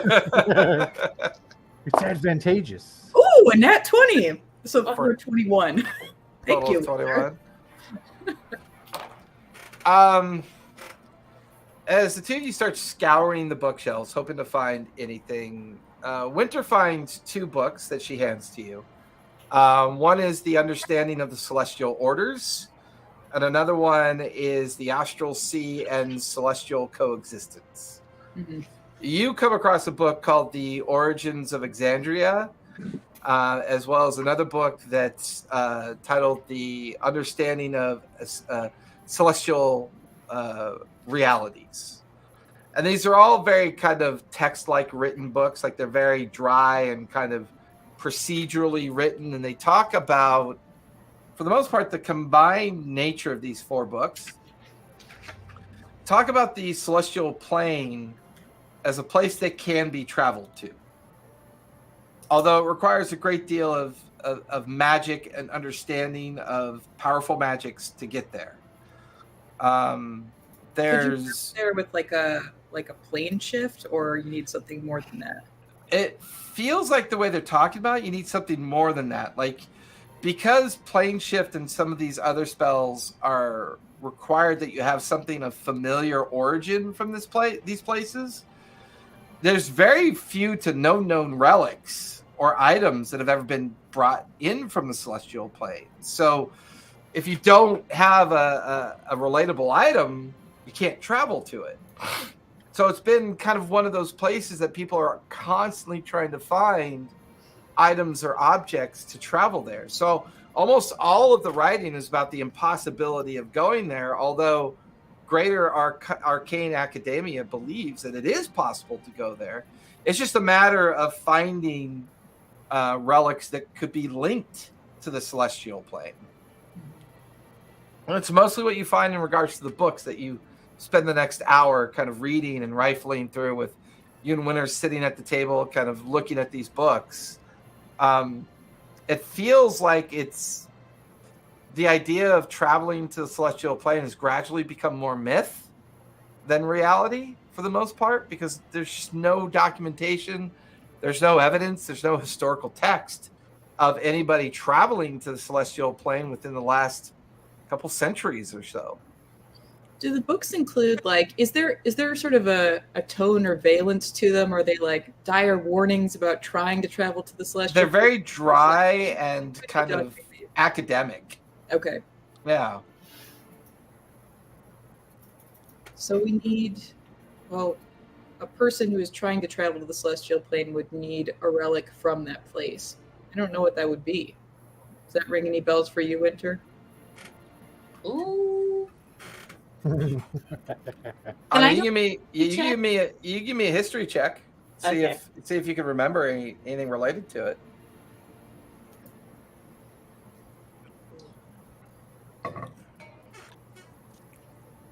Ooh, This okay. I have 17. 17. Being a traveler yourself, the Fae and the Shadowfell have become the most frequently traveled places, because as long as you hold a possession of those 2 places, you can focus on it and then shift into those places. Usually through gateways or archways or arcane gateways that are produced by those with enough magical understanding to do it. The Astral Sea is a real place, although it's a little bit more difficult to get to the Astral Sea, and you have to traverse it to a certain extent to find your way out to the celestial heavens or celestial orders, depending on which vernacular you go by. While people in Exandria refer to it as a celestial plane, the Faians refer to anything celestial as the celestial order of things. Unfortunately, you've never been, and you would imagine that maybe the only way to travel there is if you were in possession of an item that was maybe possessed by an Azimir or one of the falling celestial beings of the celestial plane.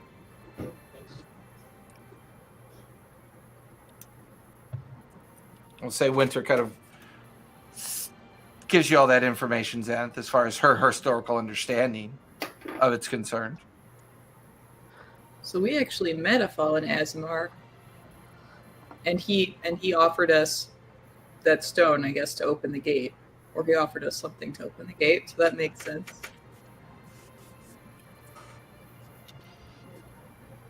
I'm just worried we're gonna head to this gate and we're not gonna understand what we're doing, and we're gonna fuck something up because it feels like we're just getting led the whole way. No. Us show up somewhere and fuck something up? No way. We've nailed everything so far, but you never know. All right. I think at that point, if I feel like I've done the research I can do, I'll head downstairs to see if I can find anything about vampires or vampires. Okay.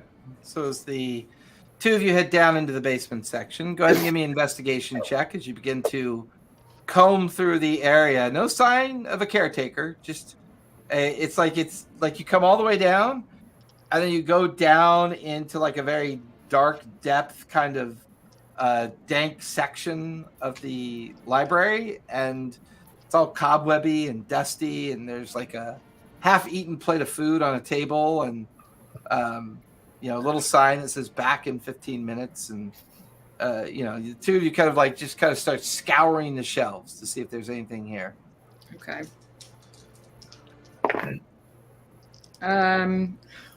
That's a 4. 4?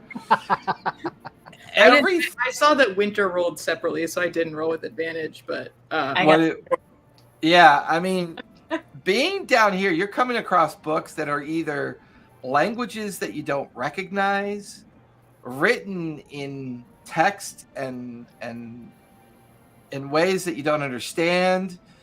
You're frustrated.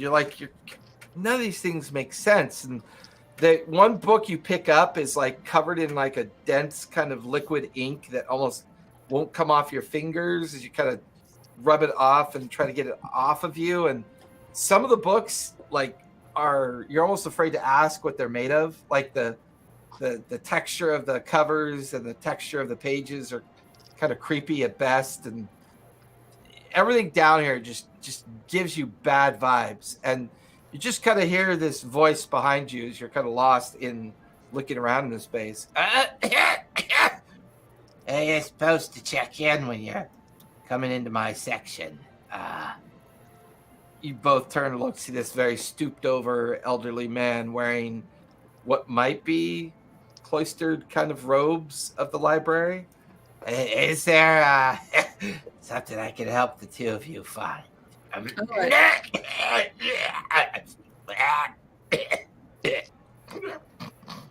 Sorry, I had to clear my voice there for a minute. I had a frog in my voice.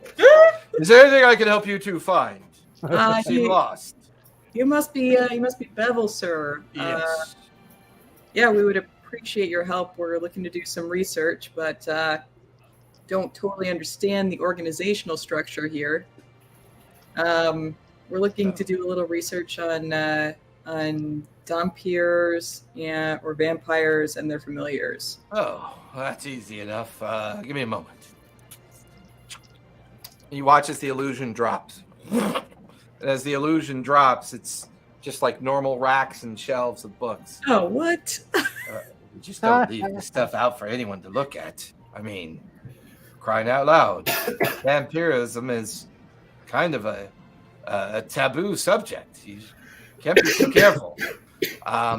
Is there anything in particular that you're looking for? I mean, origin, history, understanding, flora, fauna of the Shadowfell and other known realms of.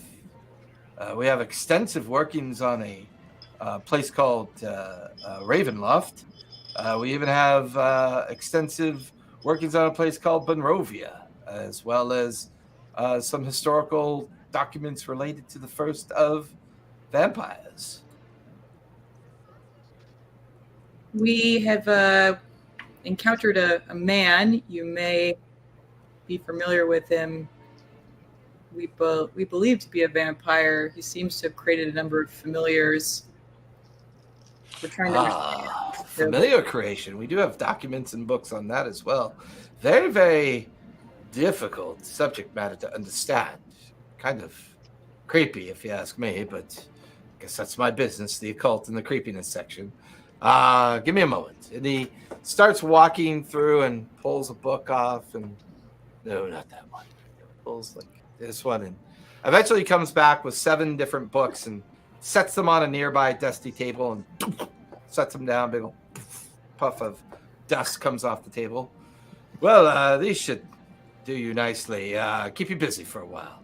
I'm going to go finish my lunch. If you need anything, just feel free to drag me away from my wonderful lunch to help you study such terrifying things. Thank you. And he kind of hobbles over to his table, sits down, and goes back to eating his meal. Great.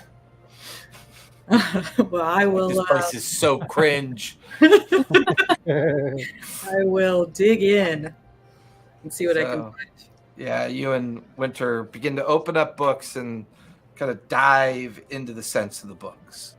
Spot for you, it is dancing, drinking, carousing. One of the tabaxi that you recognize, I don't believe you ever actually got his name, Joycelyn.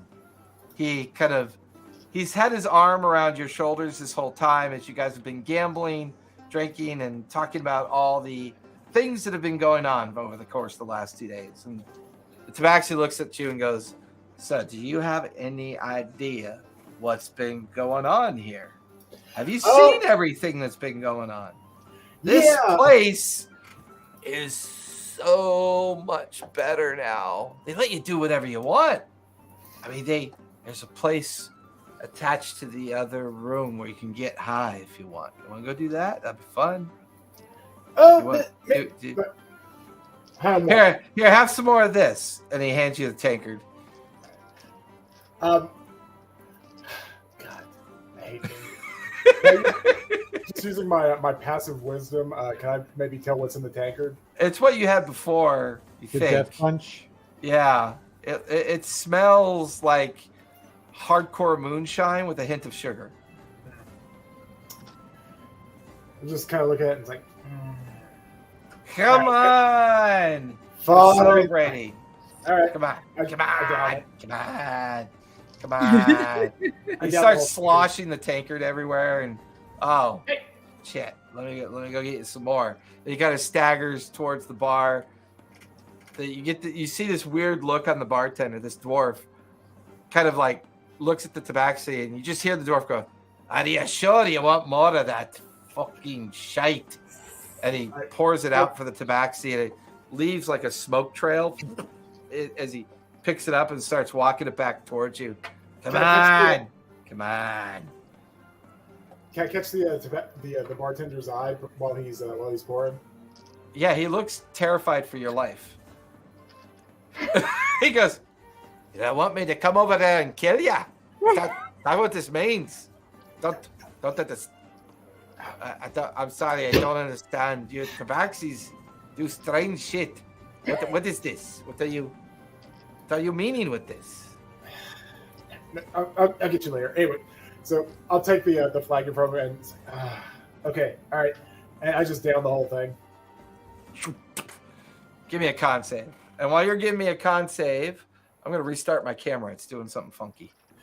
All right. Give me That was a 1 sec. A 10? Yeah. All right, you're hammered. All right. You're hammered. You're not like end of the world hammered. You know, you've gotten this hammered before, and while it's that usual sensation that you get when you get hammered, it's like you barely get halfway through the tankard. This stuff is heavy, and you're kind of thinking back when Earthen warned you about drinking this stuff back before over at the Coral Finger, at Bovina's bar, and you're just like, you're hammered. This is gonna be a rough one if you keep at this pace. All right. I'm gonna try to. What did you say this guy's name was? Because I never got any of their names. Jocelyn. Jocelyn. Jocelyn. All right. Just, hey, buddy. Hey. His name is Jocelyn Firewater. Jocelyn Firewater. Okay. Back in there. Of Clan Firewater. Okay. Yeah, so listen, where have you been? We haven't seen you for a long time. Me and my buds, we like, I don't know, we like burrowed down into like the mines and stuff, and we fought a fighter. The mines. What mines? Where'd you go? Like the mines, Gnomeworks. Like I don't know. Yeah, don't worry about it. Anyway, we're planning on like a new adventure thing, and we need like people? Oh, I'm a tabaxi. I'm not a person, so you'll have to go somewhere else. No. If you need people, the prisons are full of idiots. He's like looking at his hand. Oh, shit. Anyways, why? Where are you going? I have no idea, but it sounds fun. It sounds like some crazy shit that some other tabaxi might be into. So I was like, you want to like join a crew of like? Is there gonna be stuff to drink on the ship? What? Is there gonna be stuff to drink on the ship? Yeah, it's a ship, man. Come on, how many non-hammered sailors have you seen? Well, I don't think you should think of it that way. But okay, you know what? We'll gather up the others, and you know what? We'll take them with us, and you know what's better to do? Let's just lie to them. What we'll do is we'll tell the others, hey, there's this really good stuff to drink on the ship. I'll just like get them on there, and then when they sober up like halfway there, then we'll be like, hey, we're on a ship. We're going to go somewhere. Let's not do that because I have no idea where this is going or who might be on this ship. Like I'm not hiring the whole crew myself. You understand? Oh, there's already a goblin that I don't like very much. But no. What are you doing hanging out with goblins? They're kind of smelly. Man, I don't know. He was gross. He was gross as hell. Man. No. There's no reason to lie. I assume you guys are all good tabaxi. Like you're all we're tabaxi. We're always good. Yeah. Don't let it get out. But if you're not a tabaxi, you're probably not doing very well. It's all about tabaxi energy. All about tabaxi energy. Dude, did I show you this? Maybe gnomes and halflings. They got cool energy too. Anyways, the what? Oh, the Humperduke gnomes. They're kind of cool. They're always dancing naked. They're kind of weird. What? Did I show you this? Check this cool shit out. I just extend my Quicksilver claws. Like, look at this stuff I got. This is so cool. Yeah, that's terrifying. What'd you do that? Why'd you alter yourself like that? Dude, check this out. I just like dig into one of the tables. Like, there's a guy in Noworks that was just like selling this shit. Like the table literally just cuts in half. Yeah, and like crowd of drunken onlookers. They all like cheer as the table gets cut in half, and it's actually wow, that's kind of terrifying. Yeah, probably shouldn't do that while you're drunk. I mean, you know what? Here, have some more. He hands you another tankard. I feel like I need to roll like wisdom whether or not this is a good idea. I mean, you can give me a wisdom check if you want. See if you could perceive that. All right. I got a 17 on that. 17? You're barely aware enough to know that if you just hold it in your hand and pretend to drink, you could kind of like stave off the insistence. So you take the tankard, you decide to keep it. But that's when you start looking around in this like crowded interior of the casino. You've lost track of Puck. Not really sure where she went. Hey, can I maybe extend like my my pinky claw into the side or the bottom of the tankard and let it drain out? Give me a sleight of hand as you do that. You just kind of like put a little tinkle hole in it to just let it drip out. I got a 17. Okay.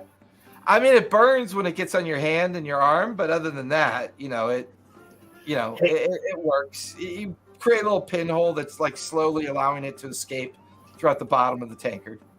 Hey. Yeah. Jocelyn, What's up? I was in here with like a little not tabaxi, but I don't know if they're a halfling or like a gnome, but they're one of the non-hairy like little guys. I just assume aren't those just children? Those are just the little people are children, right? They're just no. Well, all the humans look alike to me, so it's hard to discern who's who. To be honest with you, without fur, I mean, how do you tell who's what? I mean, like, I get that, but I think like all of my new buddies would call that like incredibly racist. but like, I mean, You have buddies? yeah. Do you have like non-tabaxi friends? Do you not, man? Dude, there's some weird No. guys out there. They're cool as hell. I've never really put weird and cool together, but if you'd like me to, give it a try. I don't. They have a tiger friend. What? I know. So you have a tabaxi that's captive? Is that? No. Like the non-talking tiger, like the one that doesn't walk on just its hind legs. That sounds awful. It's a non-intelligent-ish. Like, Somewhere up in the sky market, Puck's ears are ringing. I hope that fucker gets.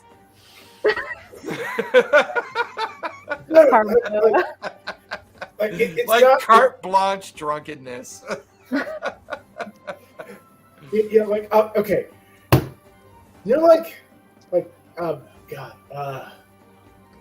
I don't know. I've lost the thread. Anyway, you guys know this like fun stuff and like drink and like I don't know, probably like I don't know, like swashbuckling stuff. I don't know.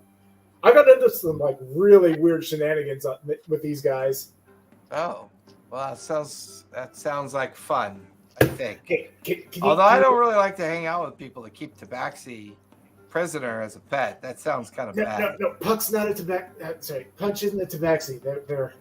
I mean, have you never encountered like not like other cats that aren't tabaxi? Like, where have you? Oh, you mean like the little cats that run around the street? Like that, but 10 feet long. Oh, well, that sounds scary. I don't think you should hang out with anything like that. Oh man, no. Punch is so cool, man. They're so cool. Just so cool. It's and then eventually the other three tabaxi come over, and one's got a swollen eye that's shut, broken fang from being in a fight, and they kind of like grab onto Jocelyn, and then, so you want to keep this going? Yeah, guys, I don't know when we're due to like get back on this thing. Like they don't trust me with plans. I don't know why. I'm a very trustworthy, very responsible cat, but like humans are like that. I know, man. Yeah, they don't get it. Yeah, especially the little children humans. They're weird. Can't really tell if they're adults or not. How do you tell a human? Like, I mean, I don't know. I think there's a way you can tell if they're human adults versus children. Like, it's all about the size, right? Because the taller they are, the older they are. That's how that works with humans. The real short ones are like, I think they call them toddlers, like little tiny. Like this guy that I hang out with, he's kind of the butt of most of my jokes, and I do all I can to make his life miserable in weird ways because I'm a cat, but like this guy Earthen. I think he has children. You should ask him about that because I don't know. I've only known most of them as adults and shit. But I played for them before. Why don't we go back to Bovina's Tavern and like you guys can get your like stuff ready for this adventure we're gonna have, and like I can stock up on like cool tabaxi stuff that the others aren't gonna like gerbils. We need gerbils for this. Yeah, there's this guy that we were like Belches that we buy all of our food from, and he's got live gerbils all the time and ham stews, and they're yummy. They're so good.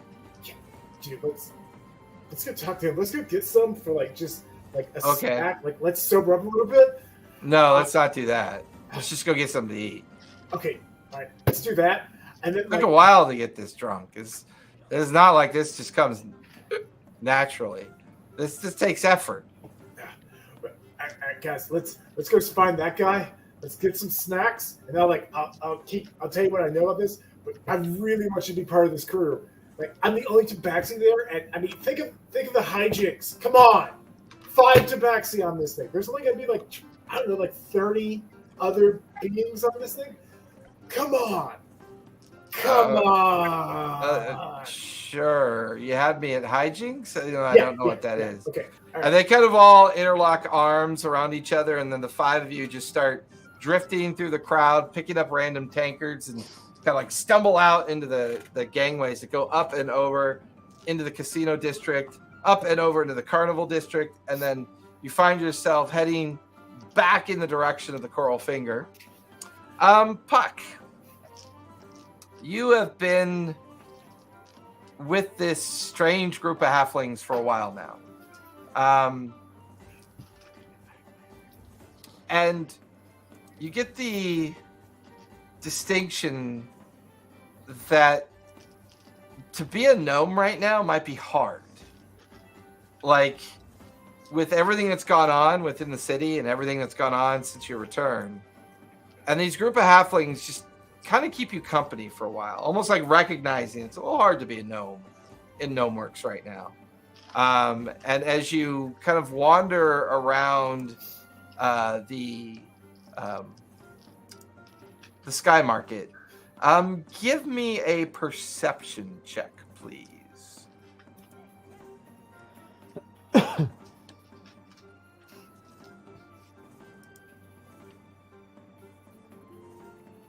Seven. 7?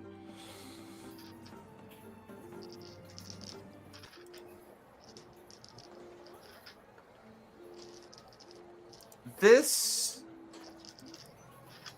area of the market, it's built in overlapping kind of platforms that look down on some of the lower levels of the city. But there's a lot of stalls and there's a lot of kiosks and little tiny, this is all like a giant open air market on different levels. The halflings kind of like disperse slightly, except for the one that introduced herself to you. Chellin kind of like, so, you been in the city long? I'm so sorry, my internet is so bad today. Can you, for one more time? Yeah, Chellin looks over at you and goes, so have you been in the city very long? You know what? Not very long, no. I guess I was kind of hanging out closer to the jungle for a while. Oh. What's cool out here in the city? What's like... Well, you know, now that the gnome, don't take any offense by this, but now that the Gnomework guilds aren't in control anymore, it seems like we could do more. Sell more. More people are arriving every day. That's amazing. I've never seen a place like this before. You weren't part of all that, were you? The whole gnome thing? Like the Copper Keepers and the Takers? No, I'm not aligned with any of them. Oh. Well, what brings you out to all this then? Why here? Well, originally some rich person paid me to go, you know, just check out the area. But I don't know. I always really like to travel, but this place is really cool. Well, and it's cooler now than it was before. Yeah, that's pretty true. It's nice to see how it's changed. I guess I'm just a rolling stone. That's funny. You look like a gnome. A gnome, a rolling stone, a bit of a nomad, really. Oh, I didn't realize you were religious. Sorry. My apologies. No, I don't know. I'm here, I guess, to check the veil. The veil? Yeah. What's that? It's that weird magic-y thing that's kind of surrounds the islands that makes them inaccessible and maybe hides a few. Oh, you're talking about the Shattered Isles, is what you're talking about. Why the heck would you want to go out there? That place is terrifying. Well, I'm curious. Also, I got paid a bunch. Oh. Well, you know, I got a friend that says he's been there. Really? Yeah, he's a drunk friend, but he claims he's been there. His name's Jacobson. Jacobson, does he have a last name? I don't know. We call him Jake, is how we refer to him. Is Jacobson nearby? Oh, he stays over at the Silver Leaf, little tavern over there by the by the temple wards, over by the helm. The bridge that takes you over the helm temple. Instead of going that way, you go a little bit to the right, and there's a little kind of like out of the way little place there that you can find them. It's over at the Silver Leaf. Oh, okay. Kind of writes it down. Well, I do need to leave tomorrow. Do you know if there are any good shops to buy anything for a traveler? I don't know. What are you looking for? Well, I guess navigation is going to be tricky. Anything with navigation, any charms for protection? Starts looking around through all the different stalls. Oh, we should go try Parsons. Here, come with me. And she grabs your hand and starts pulling you towards. It's less of a kiosk and more of a small shop with no real front to it. It's just it's got no front wall or door, but it's got like a shop. Yeah, it's got side walls, a little ceiling, and it goes in maybe a couple 100 feet, and it feels like a garage sale. Like when you get up to the front of it, it's just stacks of just like knickknacks and like strange curiosities and curios, and like the one thing that catches your eye is like there's hanging maps, and there's like just signs of nautical equipment as well. And she kind of like, and it just says Parsons Curios on top, and there's this very kind of thin, older looking elf, kind of sorting all the goods, and she stops to see, oh, Jalen, I've been seeing you for a while. Is everything? Oh, you've brought a friend. Hello. Your name, young gnome? Puck. Oh, well, it's a pleasure to meet you, Puck. Excuse my forward nature. Are you here to rob me blind? I couldn't if I tried. I'm a terrible thief. Oh, finally, somebody who's bad at something. Your friend here, challenge. I'm going to wait out front while you two hit it off. See you guys. And Challenge just kind of goes and lingers out front of the shop, and the elf, like, she steeples her fingers and goes, oh, well, that's unpleasant. Well, what can I do for you, young Puck? Was there anything that you're looking for? Well, I'm gonna go on a ship into the Shattered Isles. An endeavor I've been told is quite dangerous. I'm familiar with the locale, although I've never been aware that anyone's been able to make it to the Isles. Quite a dangerous journey to take. I hope you're not going alone.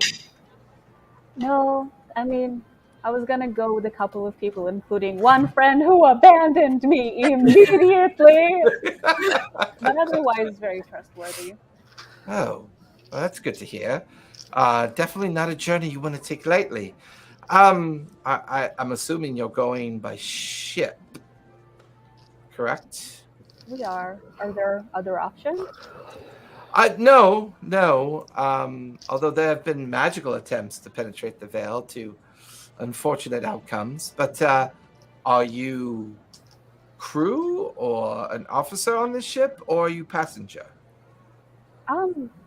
I am, I guess, part of the crew. I'm helping with the navigation. I'm a ranger, so... Oh, well, I have something here you might be interested in. She goes over to a table, clears off some things on top of a wooden box. And it's almost like a wooden toolbox. It's got a handle, a couple latches on the outside of the lid. She brings it over and sets it in front of you.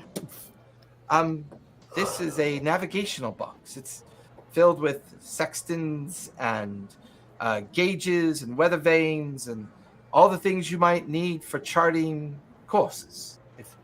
Got this off of a sale of a ship that was repossessed by its owner, and they did an auction and took advantage of it. And I think I picked it up for 20 gold. I could let you have it for 50 if you'd like.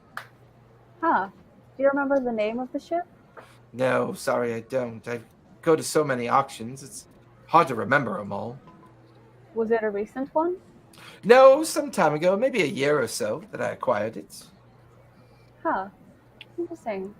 Do you have anything magical or kind of pertaining to any kind of protection? I do have some magic items. As far as protections go, I don't have anything specific to protection. There is one thing. She goes over behind a series of bookshelves and pulls out this small, kind of like square yellow box with a bunch of strange writing on it. She opens it. She pulls out a glass orb out of it that's maybe about the size of a baseball. This is an orb of detect magic. I have this currently. It's not powerful magic, but it doesn't require attunement. And if you're within 100 feet of anything magical, it'll give off an aura and tell you what it is from a magical perspective, not a identification perspective. How curious. Well, kind of last question, but do you have anything that might pertain to the merfolks that live around the islands? The merfolk, I do have some. What is your involvement with them? They are a difficult group of people to work with sometimes. Well, I've heard many stories of them by the sailors who have frequented this area, and it seems like a good idea to have any kind of, I guess, anything they might want or anything that might help.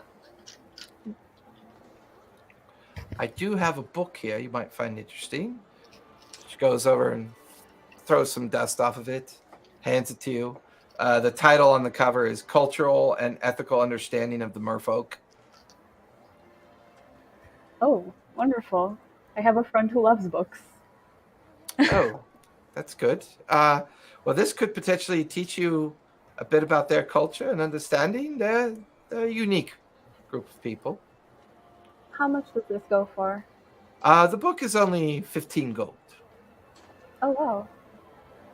And you said you had other things pertaining to the merfolk? Anything? Well, believe it or not, she kind of walks you over to a glass jar with like a wooden cap on it, and there's a hand floating in it. Came across this a couple of years ago. The person who sold it to me claimed that it was a merfolk hand. And she brings it down, and it's like gelatinous, kind of like preservative that it's floating in. She sets it down, and the hand kind of wobbles a bit, and you see the webbing between the fingers. You see, and for you, it's a very familiar hand in the sense that you remember seeing merfolk before. And sure enough, looking at it, it looks like a merfolk hand. Huh. Well, how much was this go for?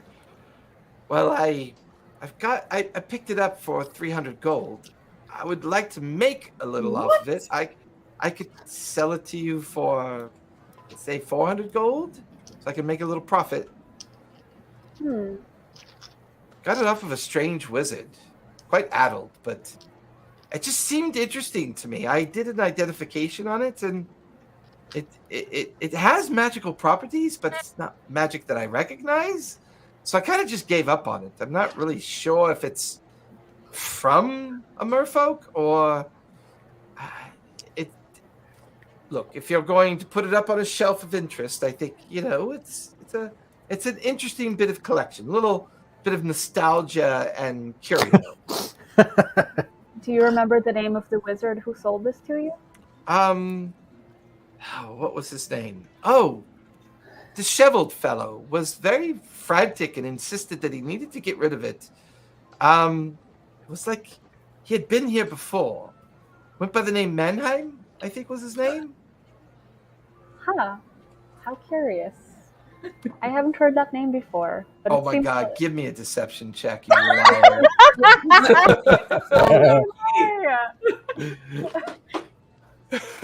Such a cool name. Yeah, complete malarkey. Yeah. I mean, I guess he's kind of underknown, so like maybe that kind of lowers the value a little bit. What'd you get? I don't know all of the wizards. Fuck me, it's 6. She just stares at you with a bit of an incredulous look on her face. Uh-huh.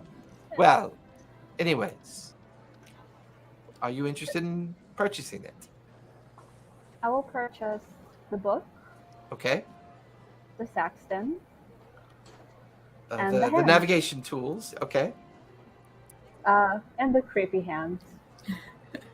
Are you interested in the orb as well? Huh. So I could give you a deal on all 4. What kind of deal?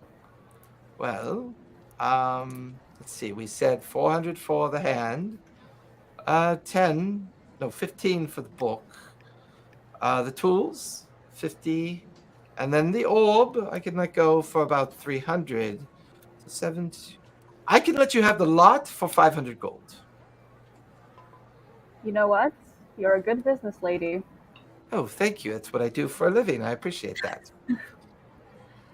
I'm not sorry to say I'm unhappy to see this go. And she she bags, puts it in a leather bag, puts everything in a nice, neat little leather satchel with a leather kind of belt across it so you can carry it across your shoulder. And do you have a card maybe? Like your store? Is that how thing gets? God, I don't understand. Do you mind I take out a piece of paper signing your name or the location of the store here in case I want to recommend it to some friends? You could just tell them Parsons over in the Skyward Market would be sufficient, I think. Okay. That's probably better than a made-up thing that I just made up.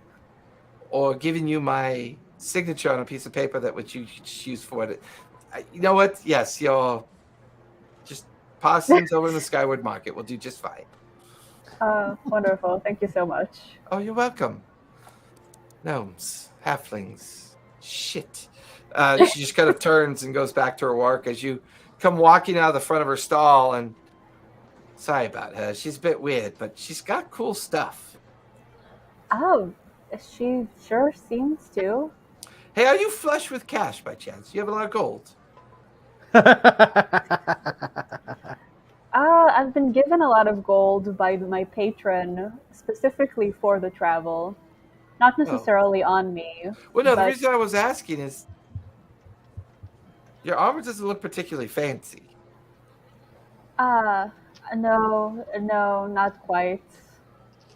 Is there any good armor? I know of a smith on the other side of the Skyward Market. Let's go pay him a visit.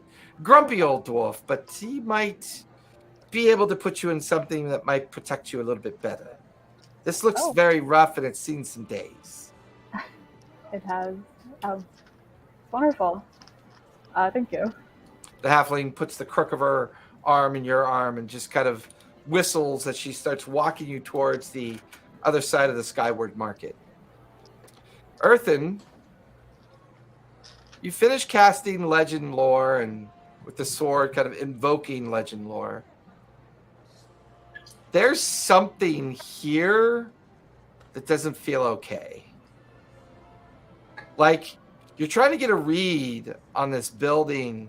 There's something inside of this building that feels trapped, feels angry,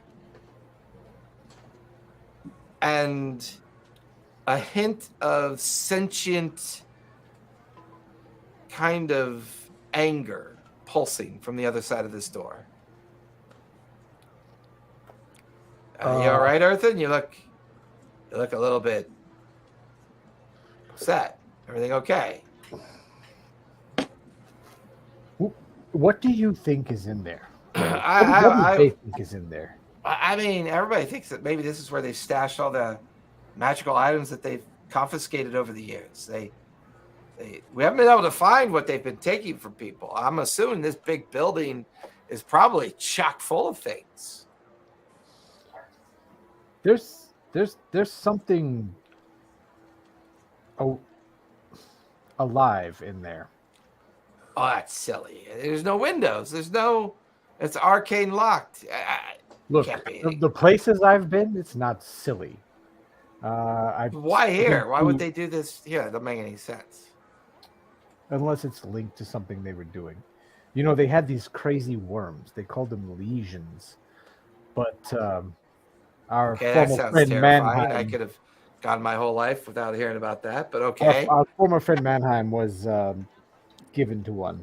They learned everything they needed from him. But the things I've seen, there's something in here. I still kind of want to let it out, but also it's very angry, and that might not be the best choice.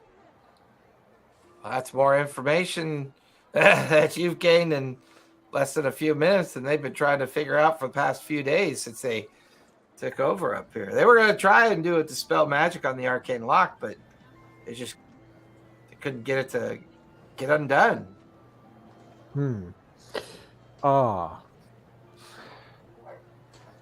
Can I, if I was to try like a detect magic or something to try and get on what's inside, just to get a better sense of what it...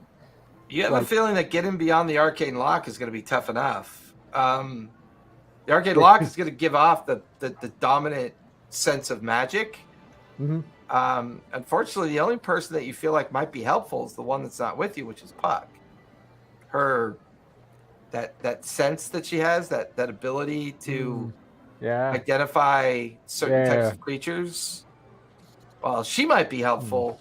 You get a feeling that this has been sealed somehow, and maybe there's a certain way you're supposed to know how to get in and out of it. So this Gribbles, this is more of a cage than a cell. This is not a cage. What do you mean? There's no bars. There's no windows. How's it a cage? If there's no bars or windows, that means whatever's in there is probably adept at getting out of bars and windows. I suppose, but why here? Why would they? Looks around. Why would they dig a giant tunnel to the portal to the fire realm? Why does anyone evil do anything? Well, first of all, that sounds terrifying. No one ever told me that story. What did you think happened to Sibo? Oh, she went looking for something up north. You think she just quit talking to you? No. I'm afraid You think Sibo... she's dead? Yes. Oh. Unfortunately, I'm afraid she's dead. What exactly happened? I don't have confirmation, but what happened up there? And they just told us it was a volcanic eruption that wiped out a mining community. There was a volcanic eruption. There was a mining city. The copper takers, copper makers, all were very, very thoroughly involved in that place. And what they found beneath the mountain there, a great stone heart. And then the thing collapsed around us, the volcanic explosion happened, and this great fire titan came out of the volcano. It wasn't just the volcano erupting. Something came out. We happened to get it drawn back in and sealed thanks to some very celestial help. And now give me a persuasion check on this. Okay.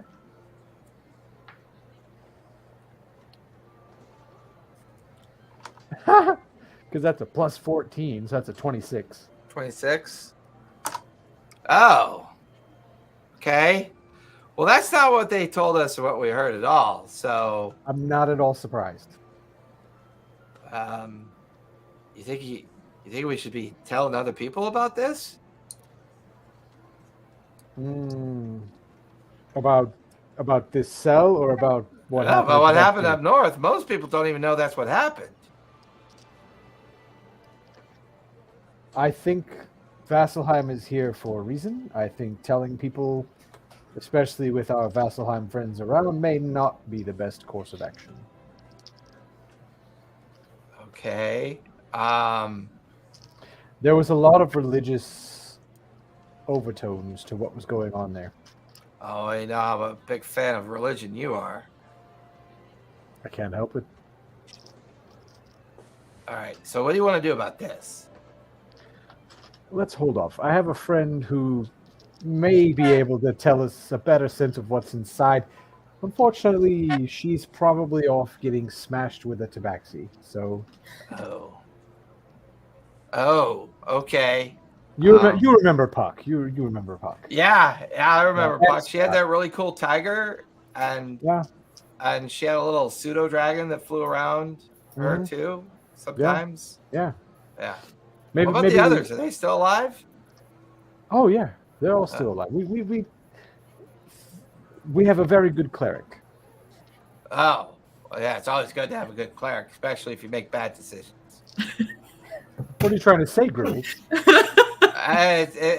It's more of a sentiment of not saying that you guys make bad decisions, but if what you told me is true, and you marched off into a volcanic region to do battle with a fire titan, and you didn't die, I'm just going to assume the cleric is responsible.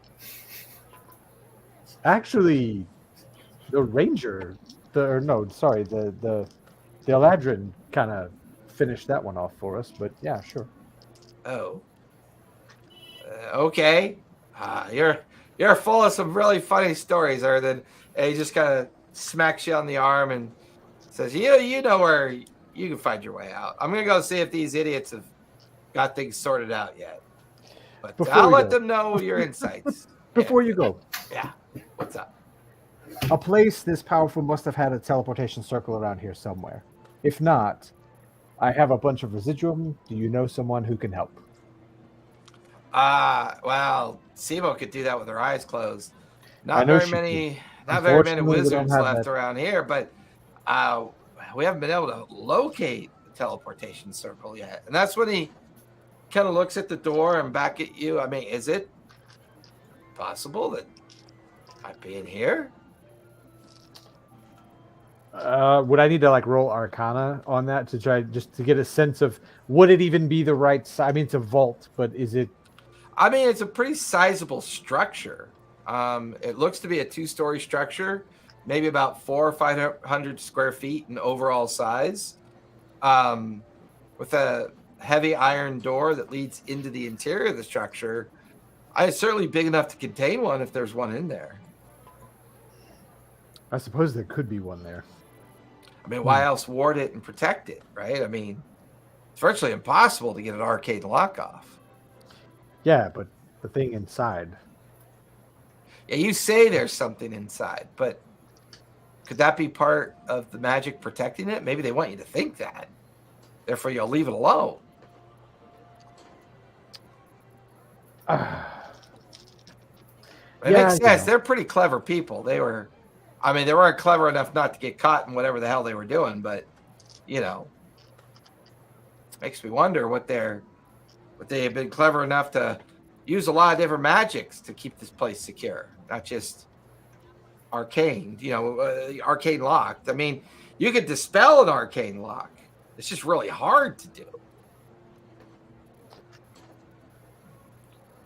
Sibo, what was your trade before you were sent to the Underdwell? Sibo, I'm sorry, Gribbles. Yeah, my main profession is I'm a tinkerer. Did some artificer magics. I'm mostly I'm a tinkerer, carpenter, and a builder. That's what I've always done my whole life. You mean to tell me an artificer, tinkerer who's spent their whole life at the craft can't unlock an arcane lock? Well, so here's the thing. When we did detect magic on it, this is like an enhanced version of the spell. We also noticed there's a glyph on. You can't see it. You can only sense it through detect magic. It's there. It's just, it's pretty powerful stuff. I've never seen something made like this before. It feels very high power. I'll cast detect magic just to get a look at the glyph. Yeah, it is an arcane lock. there's a glyph of warding, a glyph of shatter, and a glyph of paralysis, all on the lock. It looks like it would require, like, every time you try to dispel each of the levels of protection, it triggers the other. So the difficulty that they're having is they recognize the arcane lock can be dispelled, but they'd have to, it feels like something that has to be dispelled in like a certain order, or else one or the other glyphs will trigger. And because you also cast detect magic, like pervasive through this magical barrier of the arcane lock, there is a sense of a very magical creature on the other side of this door. But you would also recognize the remnants of a shattered teleportation circle on the other side of the door as well. Well, my friend, I will be needing to get through that door. Oh, why? Warning, shatter, paralysis. Warning, shatter, paralysis. Yeah, I You would know. think- It's you would three think- levels of protection. I mean, it's pretty sophisticated work. Just not any wizard knows how to do that, let alone knows how to undo it. You would think warning would be first, but warning, that's too easy, too obvious. I need to get to that teleportation circle. Who from Vasselheim was working on this? Oh, the captain was leading a contingent of a couple Nicodranus wizards from the Wanderman Assembly that were working on this. They're the only ones that he knew of that had the skill. They had come over with his fleet. I guess they were visiting Vasselheim for some reason. He brought them with him, and I guess he mentioned that you could never go into a street fight without a good wizard at your side. You said a good wizard. Wanderman Assembly are not good wizards. Competent. I don't mean good and evil. You got to get out of these emotional headspaces, Earthen. You're just like all over the place. This is no emotional headspace. The Wanderman Assembly is no one to toy with. No one Well, a long trust. time ago that was true. Yeah, but after what happened, they've been a very different organization. Not quite the same as before. What's his name's not even involved. He's still in prison, languishing in prison. And the whole assorted society of them have all been replaced with Cobalt Soul approved wizards. I mean, they haven't been their former selves since. Then why still exist? Well, Why 'cause not simply become the Cobalt Soul? Well, because Caleb wanted it to still exist. He's the one that sits at the head of the council. I have little trust for them. Well, you seem to carry a lot of chips, Earthen. You seem to carry a lot of chips. Hopefully I stop blinding you from some of this stuff. Emotion's one thing. It can keep you safe, but it can keep you hidden from important things, too. Important Less things like the SIBO. teleportation circle? Well, I don't know. If are you saying there's one inside there? It's broken, but yes. Oh, broken. That seems strange. Why? Well, you would have to break it, and that's powerful upon itself to do that. Whatever's in there is a magical beast, a magical entity, let's say. Perhaps not a beast. Yeah, Probably that's kind of some- presumptive, but it's okay. Well, there are other things that are not beasts that are magical. Well, Sibo always used to say there's nothing scarier than a dark corner in a round room. Sibo is very wise, her. Yeah, I'll see my way back to Andrew. He just watches you, and he kind of walks back over to the circulum to kind of fill them in on your insights, and you make your way down to the Harper that's as Andrew's like, oh, did you get what you needed? That was significantly less productive than I thought. Oh, gnomes can be that way. Yes, especially that gnome. But I worry about opening that cell. There is something in there. I don't know if... Oh, you've yeah. got the skills Caleb's to been detect it. working on that for a while now. He's down in the harbor ward getting some more supplies to see if you could crack that door. There's a being in there of magical affinity. There's also a broken teleportation circle that I could feel through the door. Yeah, Caleb made mention of that. Yeah, there's something wicked bad in there too. He didn't like the feel of it. He's trying to figure out how to get through that door without triggering all the protections. Yes, the 3 protections. It's all. Oh, I didn't know about that. He just said that he went to go grab a book out of his cabin on Ford's ship. Tell me more, friend, about these Harpers you follow. I'm not familiar with the organization. Oh, they're not really local here. I would assume I would know of them if they were. Yeah, I'm here on loan through some friends. There's a boy. She knows how to crack a good joke. There's this little blue lady. She goes by the name of Jester. Jester, Ford, and Caleb have been sailing around a bit, and they found me. Found you? Yeah, they took me out of the water. How did you end up in the water? Don't know. Still trying to figure it out. Like, I'm not from Exandria. That's what I'm trying to tell you. Would my detect magic still be up at the moment?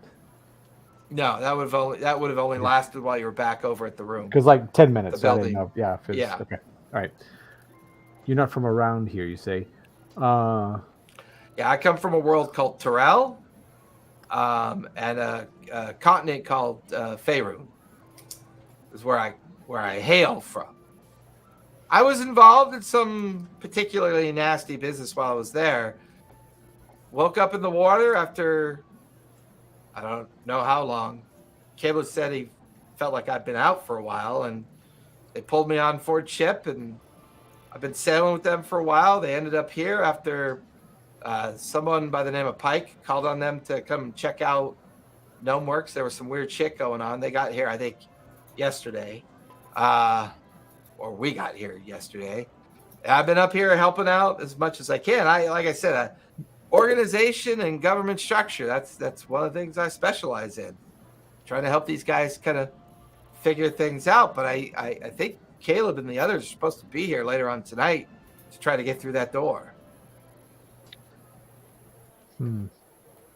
I need to round up some friends, and perhaps we all need to come back to this door.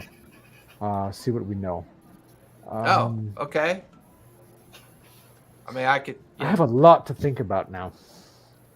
I'm sorry. Did I cause that? Don't be sorry. Oh, okay. Then I'm not sorry. Thank you, friend. I'm going to turn and head towards the temple district. So, Zenith and Winter down in the bowels of the library. Give me an investigation check. Right. Both of you can make a roll on this one.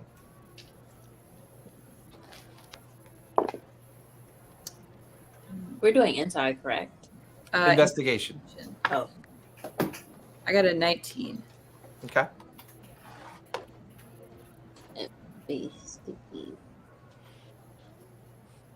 Oh, okay. I have a 17. Okay. So the two of you spend quite a bit of time combing through the books. Most of them are writings of the general understandings of the behavior of vampires, their origins, where they come from, how they're made. You come across a couple sections that talk about familiars and an ability that's called glamoring.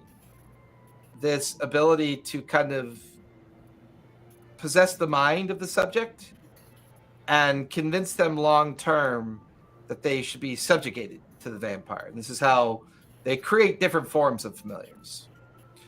Another form is they partially turn a humanoid, but don't make it a vampire, but don't make it but it's no longer humanoid as well. Somewhere in between, and that weird kind of in between condition kind of makes them familiar as well.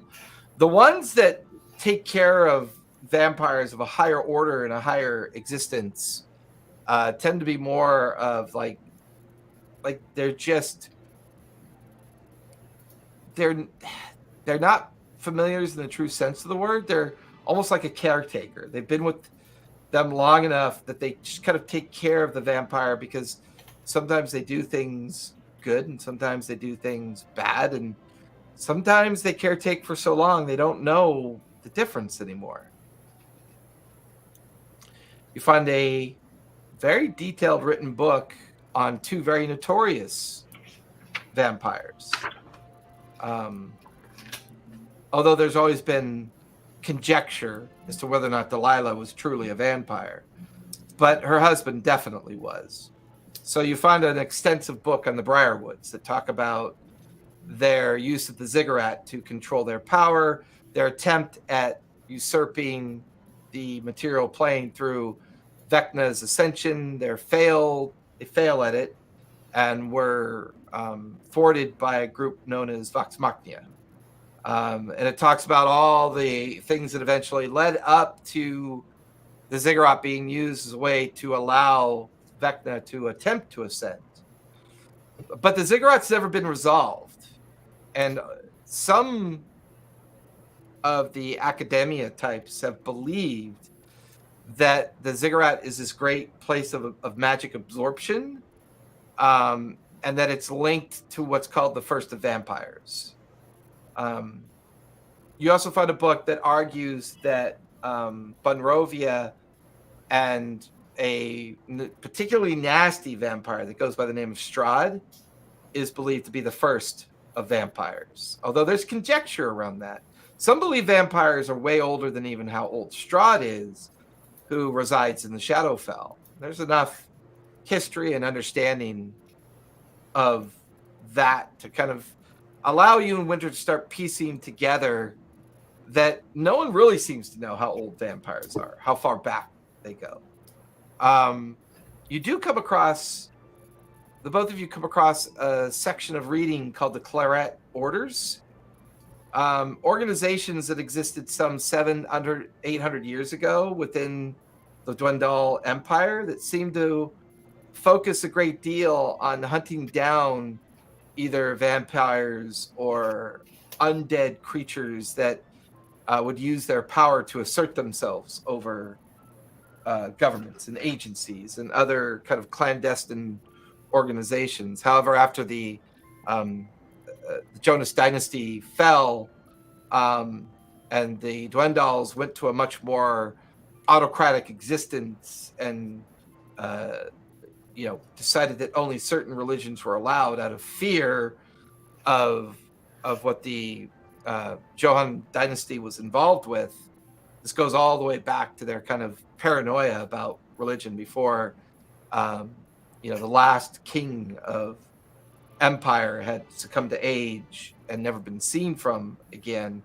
And now the Dwendal kingdom is ruled by a council and organizations that see to the betterment of the kingdom. There's a lot of contention over. And you even come across some recent writings that the Claret Order may still exist, but they exist in very kind of like smaller groups and organizations. Probably the most spoken of one is the Ghost Slayers, a group of blood hunters that travel all across Exandria seeking out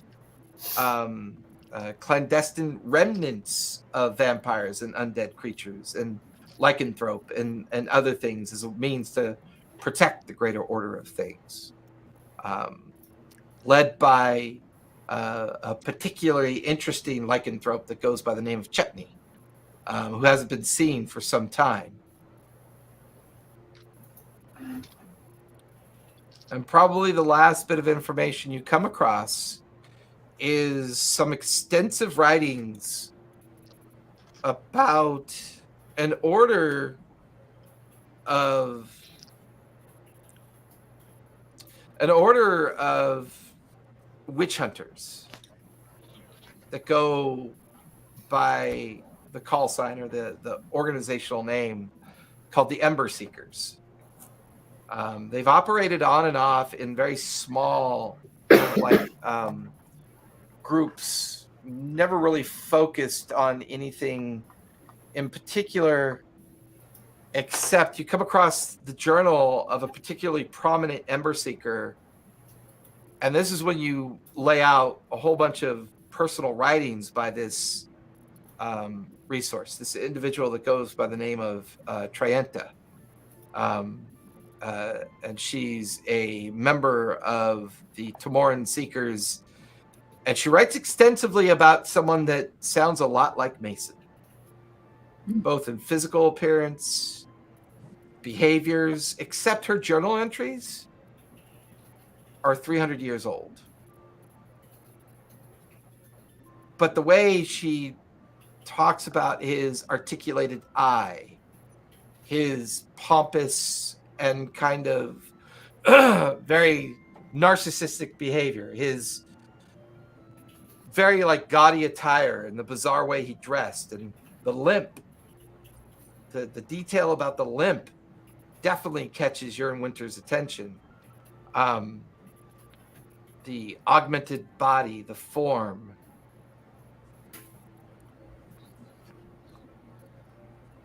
And then you get to the final page of her journal, and there's a sketch, an illustration. Looks just like Mason, just like him. The pencil-thin beard, the mechanical eye, the rapiers at his belt, pistols braced across his chest, the blue, yellow, red, and pink, purplish colors of his vestments, and his piston-driven, augmented knee that accounted for his limp. But the illustration is the name of some unknown artist circa 382 post-divergence, which would be almost 700 years ago that the illustration is marked.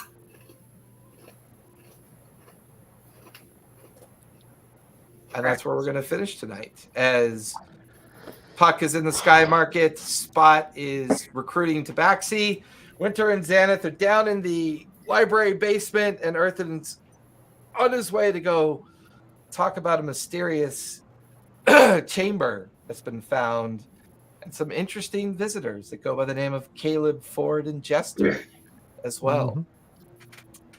So, decisions to make. So we are going to be off next Sunday. So we will not be meeting the 7th, as I am taking the day off to go pick up my my partner, my girlfriend Callista, from the airport as she comes back from Minnesota. Next Sunday. I take her to the airport tomorrow. And she'll be, her brother and her sister and her are going to go meet up with their dad out in Minnesota. So they're going to spend a week out there. They just want to get close to that wildfire smoke, huh? None of that was going on when the tickets were purchased. It Friday morning was bizarre. 6:30, it's usually sun's peeking up. It was still pitch black. Yeah, I kind of looked out at 6:15 and it looked like the sky was on fire. And I'm like, we're not anywhere close to where these are. What the heck's going on? Yeah. The combination of storms and everything else, it was just crazy orange haze, everything was on fire. It was us Californians know the feeling. We got you. We got your back, brother. We know that feeling. So we will not be here the 7th. We will be back the 13th. Is everybody good with the 13th? Do I have any travelers? Or Winter, you're good? Everybody's good? All right. We'll plan on meeting the 13th. Everybody linger for a moment. Everybody else, thank you for coming out. Be kind, be safe. Don't forget to play a game. And we'll see you guys in 2 weeks. Good night, everybody. 2 weeks.